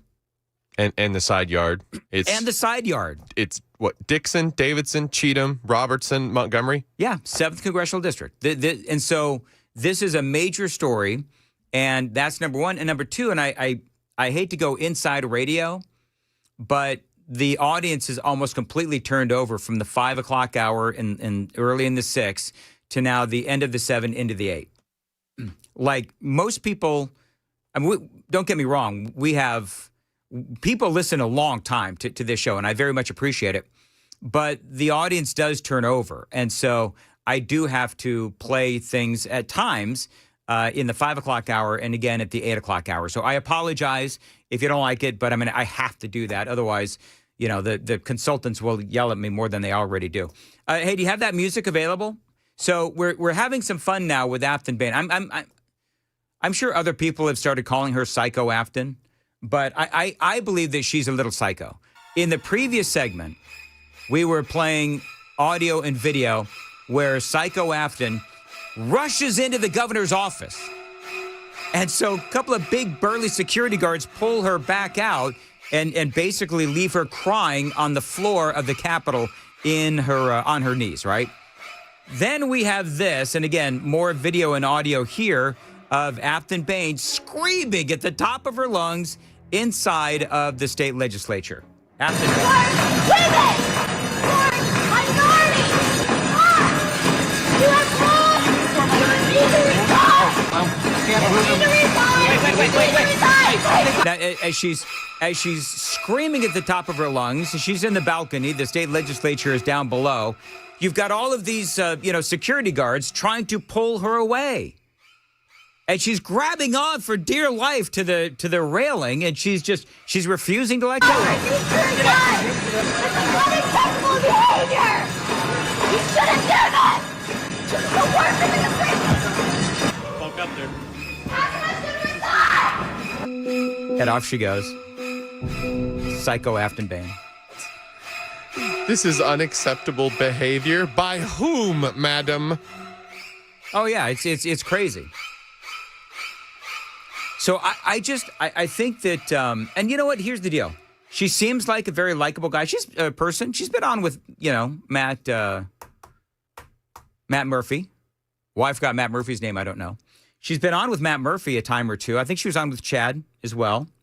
And so that's fine. But there is a certain unhinged nature about her. And by the way, I have confirmed through my sources at the state capitol, that is indeed Aftyn Behn being pulled out of the governor's office and also screaming at the top of her lungs, Psycho Aftyn style, there in the state capitol. So, there is I don't know, can I ask this question? Is there any decorum left in the Democrat Party? I mean, just think about the behavior that we have seen over the last couple of years as it really just starts to, their abhorrent behavior just continues to disintegrate into chaos and psychoness. I don't think you only have to go back the last few months. We've got a AG now in Virginia that fantasized over killing his opponents and urinating on their children's graves. The governor candidate who won out could not, for the life of her, condemn what he had to say or call him out on it. I think the only person under the Democrat Party moniker that has any sense about them is John Fetterman. By the way, I'm being well damned by 5510, and it's a good point. You keep calling them security guards. They are state troopers. I was going to say, yeah. And only the best get the governor's security detail. They were very burly, and they handled Aftyn Behn in due course. I mean, it was like, what? They grab her by the arm, and she's like on her knees, and they're dragging her out. She's on her knees, and they're dragging her out by the arms, and just basically drop her in the middle of the hallway in front of the governor's office. I mean, it's very funny. She went, as we call it, the limp noodle technique. Oh, my kids used to do that. Yeah. You ever try to rip your kids out? So, Jay, you have kids. You ever try to bring your kids out of Chuck E. Cheese and they don't want to go? And so, as Sam just said, that's a great thing. The wet noodle thing where they decide to drop. Just go limp. Yeah, and they just go limp. Yeah. You can't move me if I don't help you. She's such an adult, isn't she? Yeah. Here's more from Aftyn Behn. In the wake of the Covenant shooting and the disclosure that the Covenant shooter was trans, I was pulled into a chat with other trans organizers and activists across the state that were fearful of their lives. We identified threats from right-wing groups groups that they would show up at these Trans Day of Visibility events and threatening our trans kids. All right, so the audio is not very good, but what is she is basically saying is after the Covenant shooting, she thought that it would be a good idea to just, side with the trans community on this one and bring the Trans Bill of Rights every day into the state legislature. Why, if I had a brain, I could... Sharon says Aftyn is a toddler. 3077, she and Brother Jones are great patriots. As in exposing how awful the other side of the aisle behaves and acts? Then yeah, I'm all for it. 3077 is a lib, so that's fine. People are actually, okay, this is not what I wanted, but people are defending me in my playing of some audio in the 5 and then some audio in the 8, redoing some audio, because they don't start listening until after 6 o'clock. Listen, I very much appreciate you have the stomach to listen to me for like 4 hours. You're a better person than me. I can't even handle listening to myself for like a segment. All right, moving right along. There is one more, and then I'm looking forward very much so to the crisscross handoff, because that thing that we were doing, don't say what it is. Don't say what it is, Sam. That thing that we were doing off the air, I'm gonna ask Chris about that. You know what I'm talking about from ABC News? Gotcha. We were literally just talking about that. Yeah. Okay. I've got it ready to go. I've got the info. All right, very good. Also part of this, and we were talking about this again earlier, sorry, but where Aftyn Behn is talking about the perils of motherhood. We're going to talk about that straight ahead. 8:15 coming up on 8:16. Time to check the roads on WTN.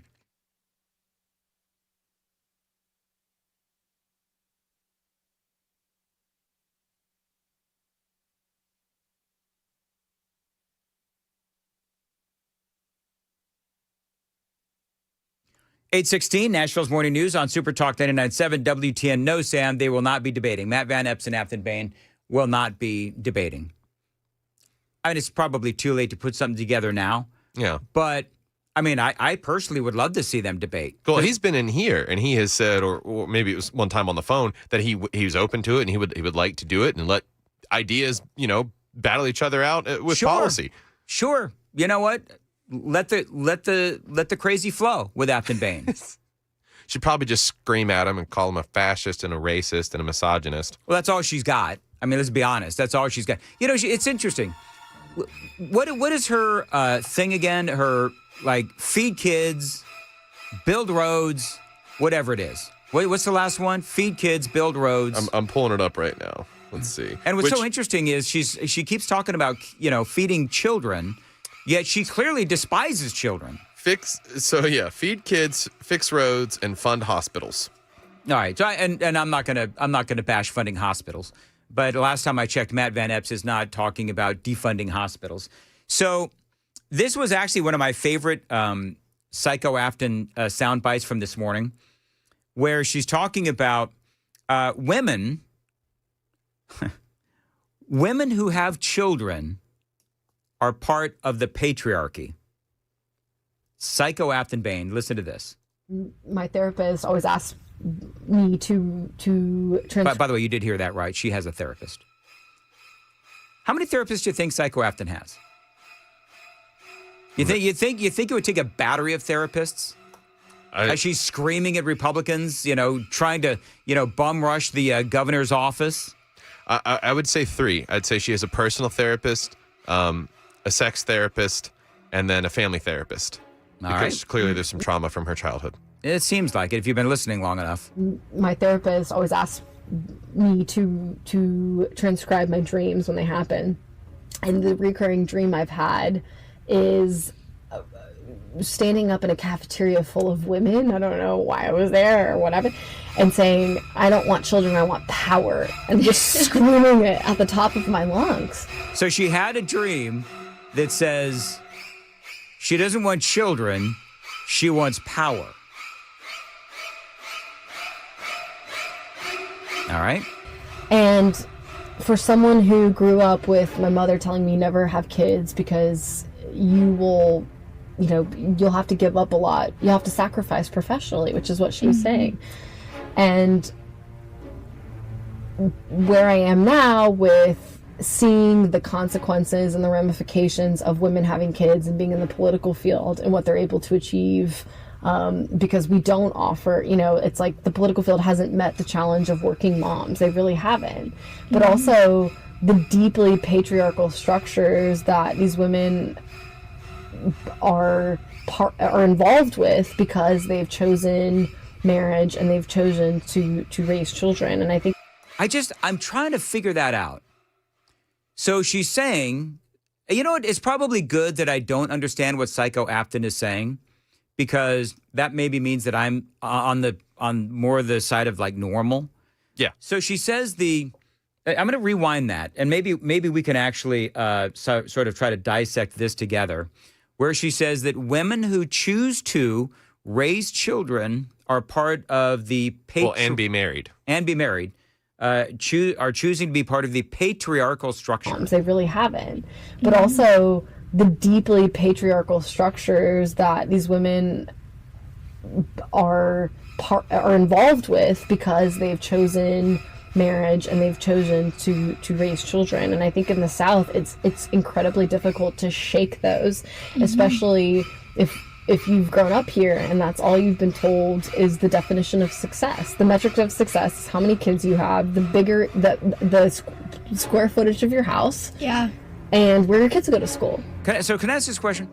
So I've been here for about 13 years, and I've spoken to a lot of conservatives. And so you've been here your entire life, actually, Sam, and you haven't, Jay, but you've been here for quite a while too. So in the South, which Aftyn Behn clearly hates, and she was born here. She's born in Knoxville.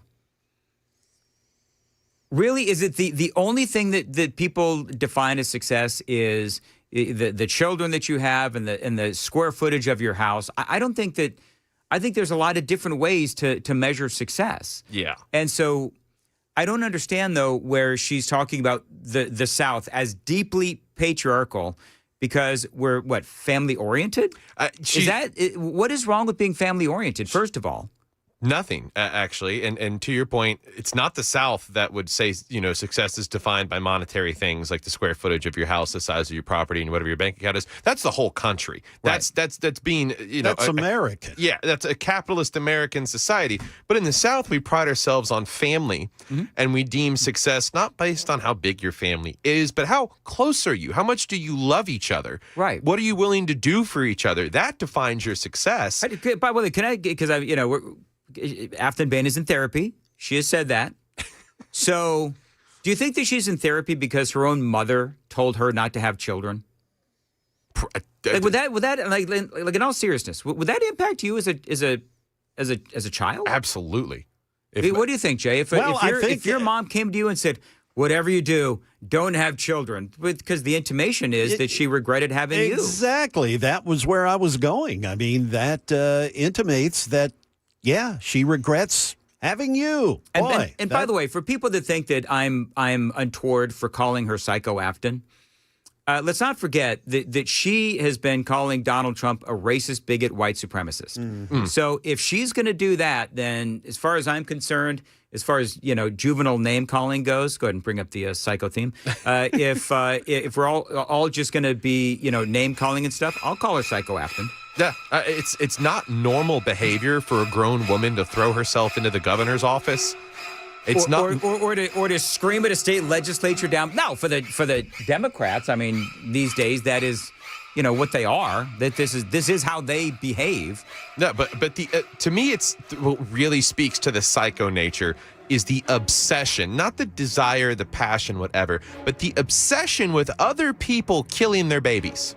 Oh, yeah. That to me is the grand signifier that she is completely out of touch with actual human values and norms. Here's the deal. I mean, look, I am very, very, very, very, very pro-life. But I do understand that there's another side. But the absolute obsession over, I've got an audio bite that I'm not going to play this time because I just don't have time. But there's an audio bite where she's talking about in-home abortions.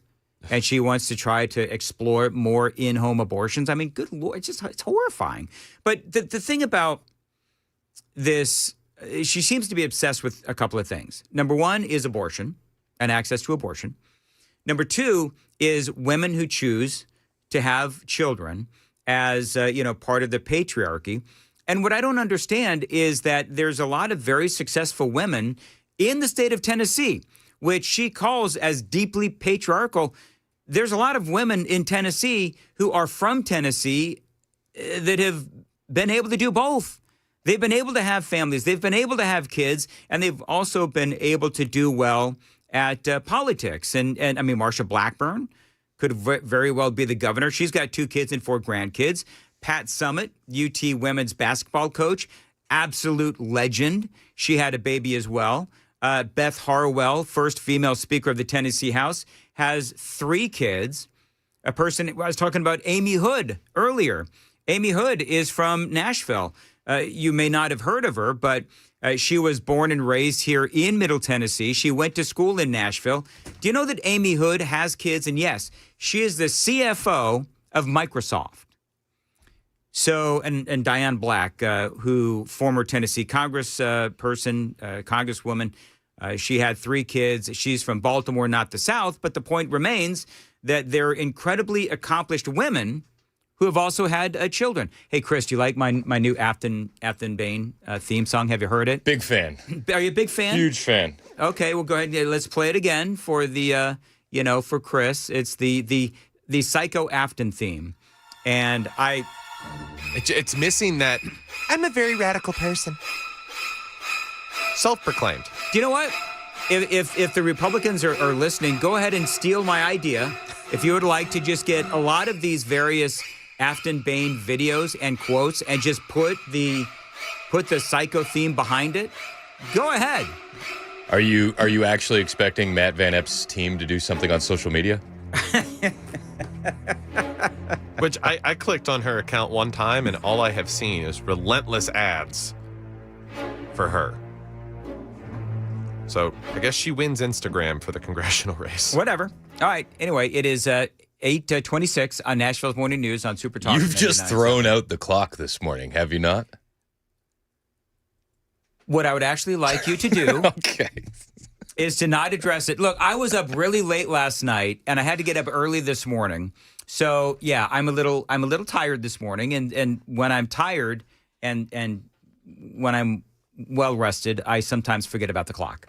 You know what? I've got Thanksgiving on the mind. I love it. That's what it is. I've got Thanksgiving We're stuffing in the content. That's exactly right. There we go. All right. Dressing it up. 8:27 on Super Talk. You know what? The other thing is I've got a lot of good content today because I got we got 6 days of prep because we had Monday for the Radiothon. That's exactly right. By the way, a great job yesterday. We'll talk about that and a whole lot more straight ahead. 8:27 on WTN.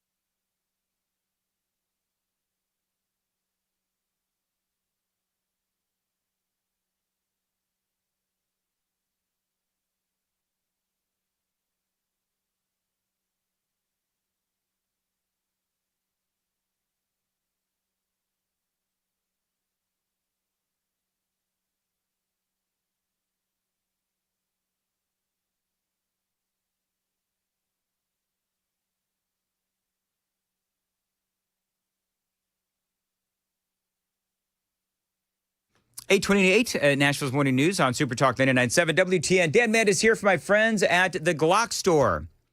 Listen, they've got a great deal going on Black Friday and Super Saturday. So if you've got a 2A supporter in your life, and really most of us do here in Middle Tennessee, this is a great place to go for your shopping. Black Friday and a Super Saturday sale going on at the Glock store. Virtually everything is going to be on sale, including a special deal on a special Glock at a price too low to mention. As a matter of fact, there's so many great deals. Here's what I would recommend. First, check out the great deals in the Black Friday category at glockstore.com. Then just make a list of what you'd like. Finally, browse the store while the staff gets your order. That's right, the Glock store. And while you're waiting, you might just get some great food from these food trucks that they've got there on Friday and Saturday as well. So let's recap. Glock store. You've got a great deal going on Friday and Saturday. It's their Black Friday and Super Saturday sale going on. And yes, we've got some great food trucks as well. So you've got great deals on virtually everything, including Glocks, all-day raffles with great prizes, Uncle Buck's food truck, and a whole bunch more. Okay, so in the copy, they say, woo, I can almost taste those hush puppies now. Woo. Woo, that W-H-E-W. Now, woo, I can almost taste those hush puppies now. Can you? I don't know if I've ever really had, I know I've had hush puppies. I don't know if I liked them. I don't know if, I like Uncle Bud. Mm-hmm. I don't know if I'm going to get overly excited about hush puppies. Do you know what it is? I said to one person one time, I think it was, I know I've got to just stop it. I'm getting the windmill of doom. I think I said to Pamela Furr one time, Pamela, if you're listening, did I say this to you? I said this to somebody. When they said something silly, I said, you hush your puppies. Oh. I thought that was funny, but nobody else did. As a matter of fact, if we had the super text line at that point in time, they would have said very disrespectful. They would have said very disrespectful. So I would never say that again. But don't disrespect Uncle Bud. The Glock store, their Black Friday and Super Saturday sale details at glockstore.com and shoot270.com.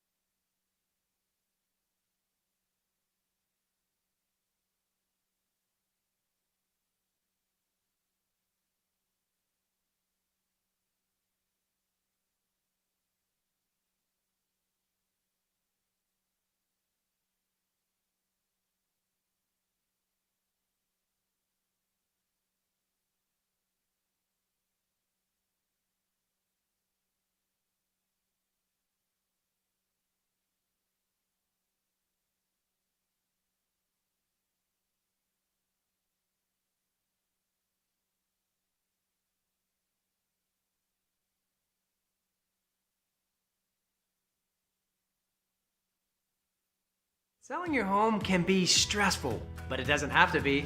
Get a guaranteed offer from Marks Bain Real Estate. There are no showings, no open houses, no stress. Work with the #1 real estate team in the U.S. and close with confidence. Go to marksbain.com today.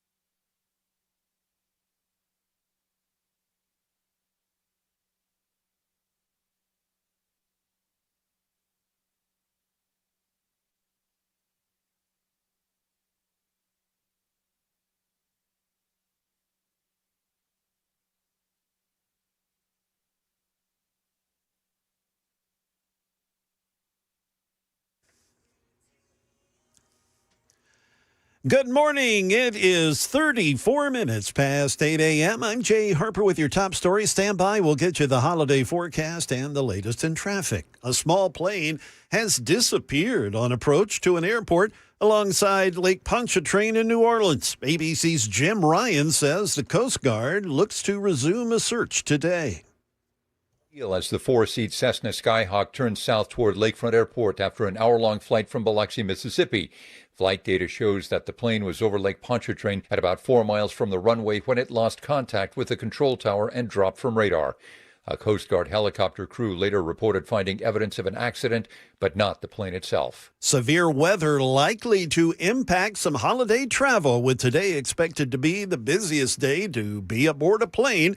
Here's ABC's Sophie Flay with yet another issue for airlines. Airlines are grappling with a different challenge: passenger behavior. The FAA citing a 400% increase in unruly behavior on flights in recent years. Now, Transportation Secretary Sean Duffy is launching a campaign to bring civility back to the skies. He's suggesting travelers dress more appropriately to encourage better behavior on planes. Back here in Nashville, expect to see a larger police presence now that the holidays are kicking into high gear. With details of that, here's Ken Weaver. Starting Friday through Thanksgiving weekend, Metro Nashville Police will increase patrols in major shopping centers, including Tanger, Green Hills, Opry Mills, Nashville West, and big box retailers like Walmart, Target, Home Depot, and Lowe's. Officers will be on foot, horseback, in patrol cars and helicopters to deter theft and keep shoppers safe. Ken Weaver, WTN News. That is the latest news. Traffic and weather on the way. I'm Jay Harper, WTN News. Thank you, Jay. Brentwood Jewelry, 836 on Nashville's Morning News. If you've got a special occasion coming up, you need a special gift, Brentwood Jewelry is your place to go. Now, listen, for the lady in your life, necklaces, bracelets, rings, earrings. For the guys, money clips and cufflinks. And they've got watches at Brentwood Jewelry for everyone and every budget. So if you've got a family heirloom, here's another thing. Maybe it's an old watch that needs repair. Maybe it is a ring that needs to be reset. Brentwood Jewelry, they could do that for you. Now, they've got great merchandise and terrific prices for every budget. A family-owned business. They've been in Middle Tennessee for over 50 years. Brentwood Jewelry is the official jewelry store of my house. And yeah, they're here to help you. 7012 Church Street East, located in the heart of Brentwood, just off Franklin Road. Exceptional style, exceptional deals every day for over 50 years. BrentwoodJewelry.com.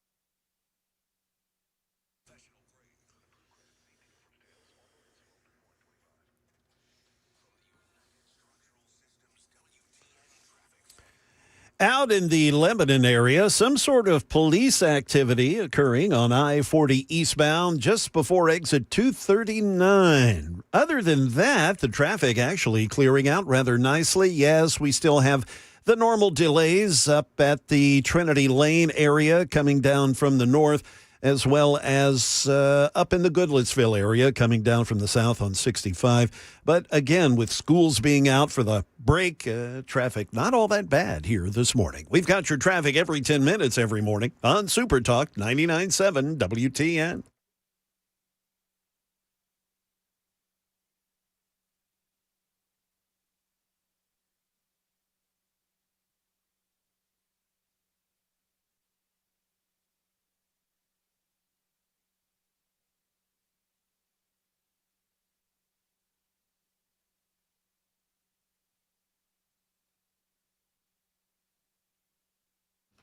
Super Talk 99.7 WTN. All right, so you're going to explain the music here? Does it need explanation? Yeah, I thought it was festive. pretty self-explanatory. All right. Are you a Happy Christmas guy or a Merry Christmas guy? Merry Christmas. I feel like Happy Christmas is a little bit classier. What? I'm trying to bring back Happy Christmas this year. That's one of my goals. Happy Christmas was never here. It was. No, Happy Christmas was never a thing. It's always been Merry Christmas. What is wrong with you? Is the song called We Wish You a Happy Christmas or We Wish You a Merry Christmas? In the original Night Before Christmas, it says Happy Christmas to all and to all a good night. That's from Santa's mouth. So take it up with the big guy. Yeah, hard to argue with Santa. By the way, JT says... You're just moving right along. I've angered... We're 30 seconds into the segment. I've angered you too much. We're changing topics. My Christmas sensibilities, my delicate Christmas sensibilities have been offended. How dare you say Happy Christmas? You say whatever you want, man. You say whatever you want. So we're talking about Crazy Aftyn, Psycho Aftyn. Yes. And something that she was saying about... women who have had kids are part of the patriarchy. Didn't make any sense. So I was saying, because Aftyn Behn was saying, well, you basically saying you can't have both. And I went through 5 or 6 different very successful women in politics in Tennessee who have actually had children. JT says this: since when do we judge women as successful only if they are professionally successful? JT, that's not what I was saying. What I was saying is I was using Aftyn Behn's example. Against her. That's what I was saying. I thought he was saying that was Aftyn Behn's standard in his text. JT? Yeah. Since when do we judge women by their... Yeah. I don't know. Dan is naturally defensive when he reads the super text line from time to time. Oh, my gosh. You just nailed it. I am. I'm naturally defensive because I'm like, wait, what did I say? Yeah. But no, let me be the first to say that I am all for women staying home. I mean, your wife stays home. I'm all for men staying home. I'm all about that. If a woman chooses to stay home, more power to her. If a woman chooses to go to work, more power to her. Whatever. I think the most important job that you have is being a mom. And as long as that doesn't take a backseat to a career, then by all means, do both. And there are many women that can. Oh, yeah. My wife did both for years and years and years. It wasn't until recently that she started staying home. You were a stay-at-home dad. I stayed at home, yeah. I stayed at home for about a year. And then your kids desperately asked your They wife to stay home. They begged for a switch. Please, Mom. All right, real quickly, because I want to do this. ABC News comes out with a report, and the report is that, shocker, the less social media people engage in, the more normal they are. Yep. So, the participants, it measured 295 young adults who quit Facebook, Instagram, Snapchat, TikTok, and X for 1 week, monitoring their phones to see what they did instead. Participants cut social media use by about 9 hours per week, but increased overall screen time by 15 seconds daily, 43 extra minutes at home each day. Depression dropped 25%, anxiety fell 16%, and insomnia decreased 14% during the detox week. But loneliness didn't improve. When they say that screen time increased, is it because they're replacing the phone with the TV? That's what I'm thinking. Yeah. Why don't you read a book, man? Why don't you? Or video games or the games on the phone, perhaps. That's true. Those video games are awful. Do you think? Can I ask this question? Do you think Psycho Aftyn would be more normal if she spent less time on social media? Yeah, I think she'd be more normal if she played more video games. I think a lot of people would be more normal if they spent less time on social media. I do. I believe that they would. I think that all of you guys are misguided if you think anything's going to make her more normal. Is she beyond repair? Yeah, I think so. Okay, so part of that, and this is not just from Aftyn Behn. I mean, this is where you look at the performative nature of politics these days, where, for example, the video of her running into Governor Lee's office, bum rushing Governor Lee's office, and being pulled out by the state troopers and leaving her crying hysterically on her knees in the state capitol. It's all performative, right? Yeah, I don't want to be accused of being a member of the patriarchy and say she was manhandled, but she was person handled out of there. She certainly was, and she's lucky that she wasn't arrested. You know what I mean? She should have been. She absolutely. I don't know what the charge would be, but she absolutely being a whiny loser. 2 counts. Really should consider herself lucky they didn't tase her first. Oh, can you don't mace me, bro? Because she probably you know what the side effects of being tased are, right? No. What are they? You lose control of your faculties. Ooh. So to have that happen inside of the Capitol building would be pretty egregious. You talking about like pee-pee? Oh, really? Yeah. I didn't know that. Yeah. You ever been tased? Yeah. Have you? Not by the police. Has anybody on your show talked about? Has anybody on your show talked about the picture of Aftyn with like the lumpy boobs? What? Have you seen that? Oh, is it the one with her arms crossed and she looks like she's pouting? It's literally right on my screen right now. So of course it if is. you want to share it, I'm not one to comment on this stuff. But I've noticed you just did. I've noticed a lot of females have been commenting on this. You know what? Okay, so they're all wondering what's going on, and it's not my expertise. I have no idea, but it is. I had, I think, 3 or 4 females, pointed out. I'm going to be honest with you. I didn't know what they meant. Like lumpy breasts. Yeah, I don't get it. This is very uncomfortable. But you said it much more articulate. Lumpy boobs. Yeah. I'll go ahead and talk about it. I don't know. I'm not one to comment on women's, breasts. It didn't seem like the right shape. That's all I'm saying. Looks all okay. It's weird. Does it? I don't know. I don't know what to make of it. I don't know. What do you think, Sam and Jay? I think she's intentionally wearing a bra that's too small. Oh, is that what it is? That's my takeaway. Okay. Yeah. I don't know. Why would one do that intentionally? Maybe you're right. I don't know. It's almost like it draws attention. 4460 said, they're wavy. Wish Joan was here. Oh, you know what? Joan could actually... Do you think Joan's awake? Should we call... She's sick as a dog. Joan, we know you're dealing with a fever, you're vomiting, maybe you got a titch of the rhea, but we really have something important to talk to you about. We need your mammary expertise. We need you to weigh in on that. Jay's not doing it in the lumpy boob department. No, I'm and kind of, yeah. We need the mom of the show. Yeah. So if you could, Joan, if you're listening. Yes. The best part of this picture, though. I am a boobologist, but not to this degree, I'm afraid. It's a little bit past your expertise. Yeah. Above your pay grade. Outside my spectrum, yes. So that was a heck of a radiothon yesterday, wasn't it? Sure was. 73.99 said, hey, Dan, text Amy and ask her. You know what? She's off this week. She's probably not even listening. She's probably still asleep. She just celebrated a birthday, too. Happy birthday, Amy. Yeah, she's 41. People started yelling at me like, why am I mentioning my wife's age on the radio and online? I had a social media post. Mm-hmm.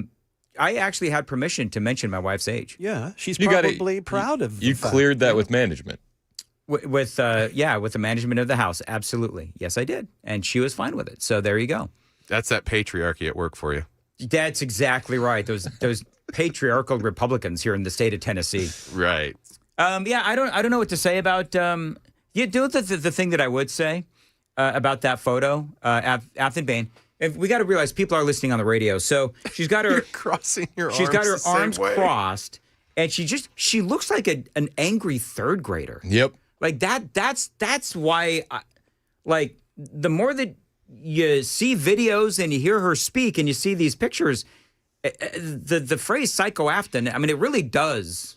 I just want to say we have a lot of females weighing in, filling the role of Joan on the text line. I got a text here from 4648 saying it's because her bra is way too small and cutting her boobs in half, creating 4 lumps.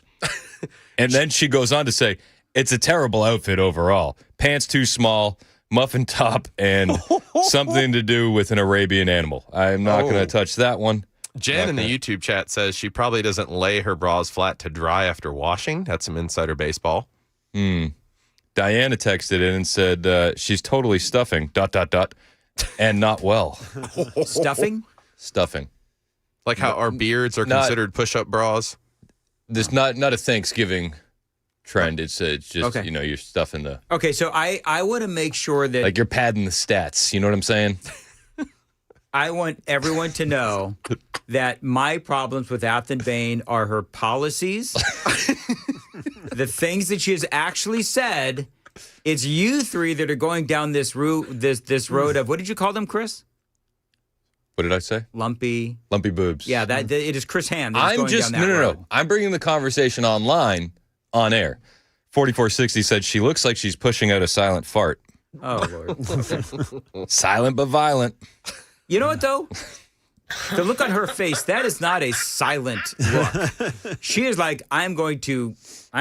You're all light about up to. this You're all entire- about to smell this. Yeah. Well, I've never seen, I would say never, but in recent memory, I don't know if I've seen someone in their mid-30s, pushing to that 40 side that's trying so hard to look like they're 22. Oh, that's the harshest thing All right, that's so been here's said. what I don't get. 1998, Aftyn Behn is a very unattractive. I don't think she's unattractive. I don't know. Number one, we shouldn't. I mean, in all honesty, we shouldn't be going down this road. No, can we be honest though? It's politics. Like Yeah. this stuff does matter. I do believe that Aftyn Behn is attractive. Do you not find her attractive? I don't. No. Jay? Yeah, I don't think the woman is ugly. No. Yeah. No. Well, I wasn't saying UGLY and she doesn't have an alibi. I wasn't going that far.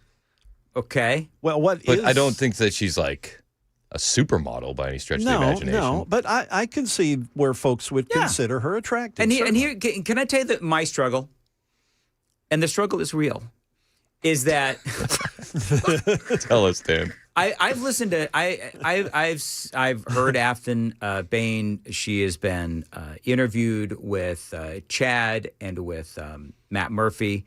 She seems like a very nice person. Yeah, she doesn't seem like an awful. But then when you person. see these videos, and she's acting all crazy, then yeah, I think there's a little bit of psycho there too. I'm just saying that is not normal behavior. I'm just saying. So, and what's the weird deal? Like I was dreaming and I wanted power and not kids. It's like, congratulations, you get neither. Well, we hope so. You get nothing. We hope lose. so. Good day, sir. I don't understand women that have such a negative outlook on having kids. I want to make sure people though do understand that I also do find Marjorie Taylor Greene attractive. No, see that. Yeah, you're not helping Aftyn here. No, whatever. Listen, Marjorie Taylor Greene looks like she dipped in high school, packing fat chews and lips full of tobacco. Okay, you know what? Can I go on the record? You guys sound very patriarchal right now. Can I go on the record you and guys, say this is the patriarchy that Aftyn Behn was talking about in the South. Also, good riddance, Marjorie Taylor Greene. Nothing of value was lost. Have you really? Pick up your I skull thought can you were on the Team way out. Marjorie on this. No. Really? Yeah. I thought you were Team Marjorie Taylor Greene because she's anti-visas. She's not saying that you're anti-Israel per se, but I mean, you're okay. So you're Team Trump on this. Yeah, I think Marjorie Taylor Greene's a loser. Okay. I think she got upset because she wasn't going to get the Trump bump for a senator race or the governor of Georgia. She was completely unelectable for either. And she sticks her finger in the wind and she sees which ways it's blowing. And that's what she goes with for the day. So I did say earlier, one of the things that I said was I feel like she's the one that struck out on Trump first. She swung at Trump first.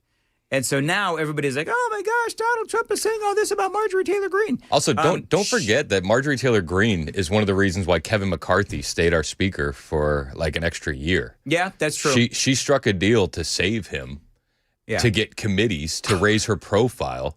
Like, she is not this loyal MAGA person that people claim her to be. I think part of what she's doing is she is, you're right about sticking her finger in the wind, because she needs to try to moderate if she wants to be a senator or I think she wants to be the governor for Georgia. And Best so she's of trying luck. to. Yeah. I mean, the state that has 2 Democrat senators and Brian Kemp as the governor, they're not going to elect Miss Jewish Space Lasers. All right, we got to go. 8:55 WTN. They're just not. Okay, good. This is where you're supposed to.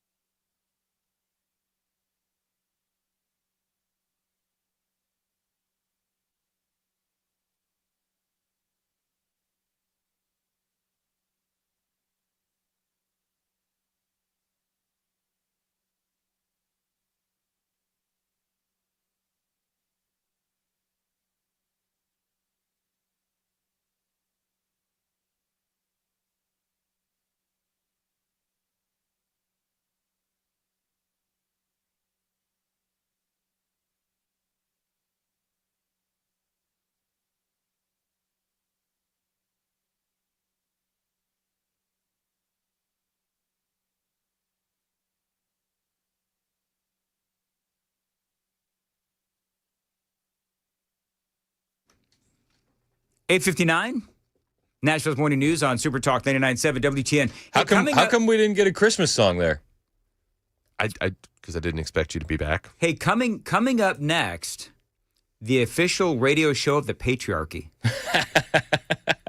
Chris Hand. So, Chris, what is coming up next? Man, we're going to have a fun show today. We got Josh Tifo, Senior Director of Turning Point USA and Turning Point Action. He's coming by for Tifo Tuesdays. And then we got, I'm actually really excited about this, a little bit geeking out. Jeff Jarrett, the professional wrestler, is coming by the studio in the 10 o'clock hour. Okay. You don't have any idea? JEFFJARRETT. Nope. Hated him growing up. Can't wait to tell him. You know what I dare you to ask him? What's that? Is wrestling real? It's real to me, damn it. Okay, good. Programming note, I'll be on Red Eye Radio tonight from noon to midnight to 5. It'd be pretty funny if I showed up at noon. I got to get some sleep, man. I'm going to go home. Here's what I'm going to do. I'm going to go home. This is all set in my house. I'm going to go home. I'm going to take some semblance of sleeping pill that my wife has given me, and I'm going to be sleeping for like 9-10 hours. Drugged by Amy. And yes. Hopefully it'll only be 10 hours. Anyway, Chris is next on WTN.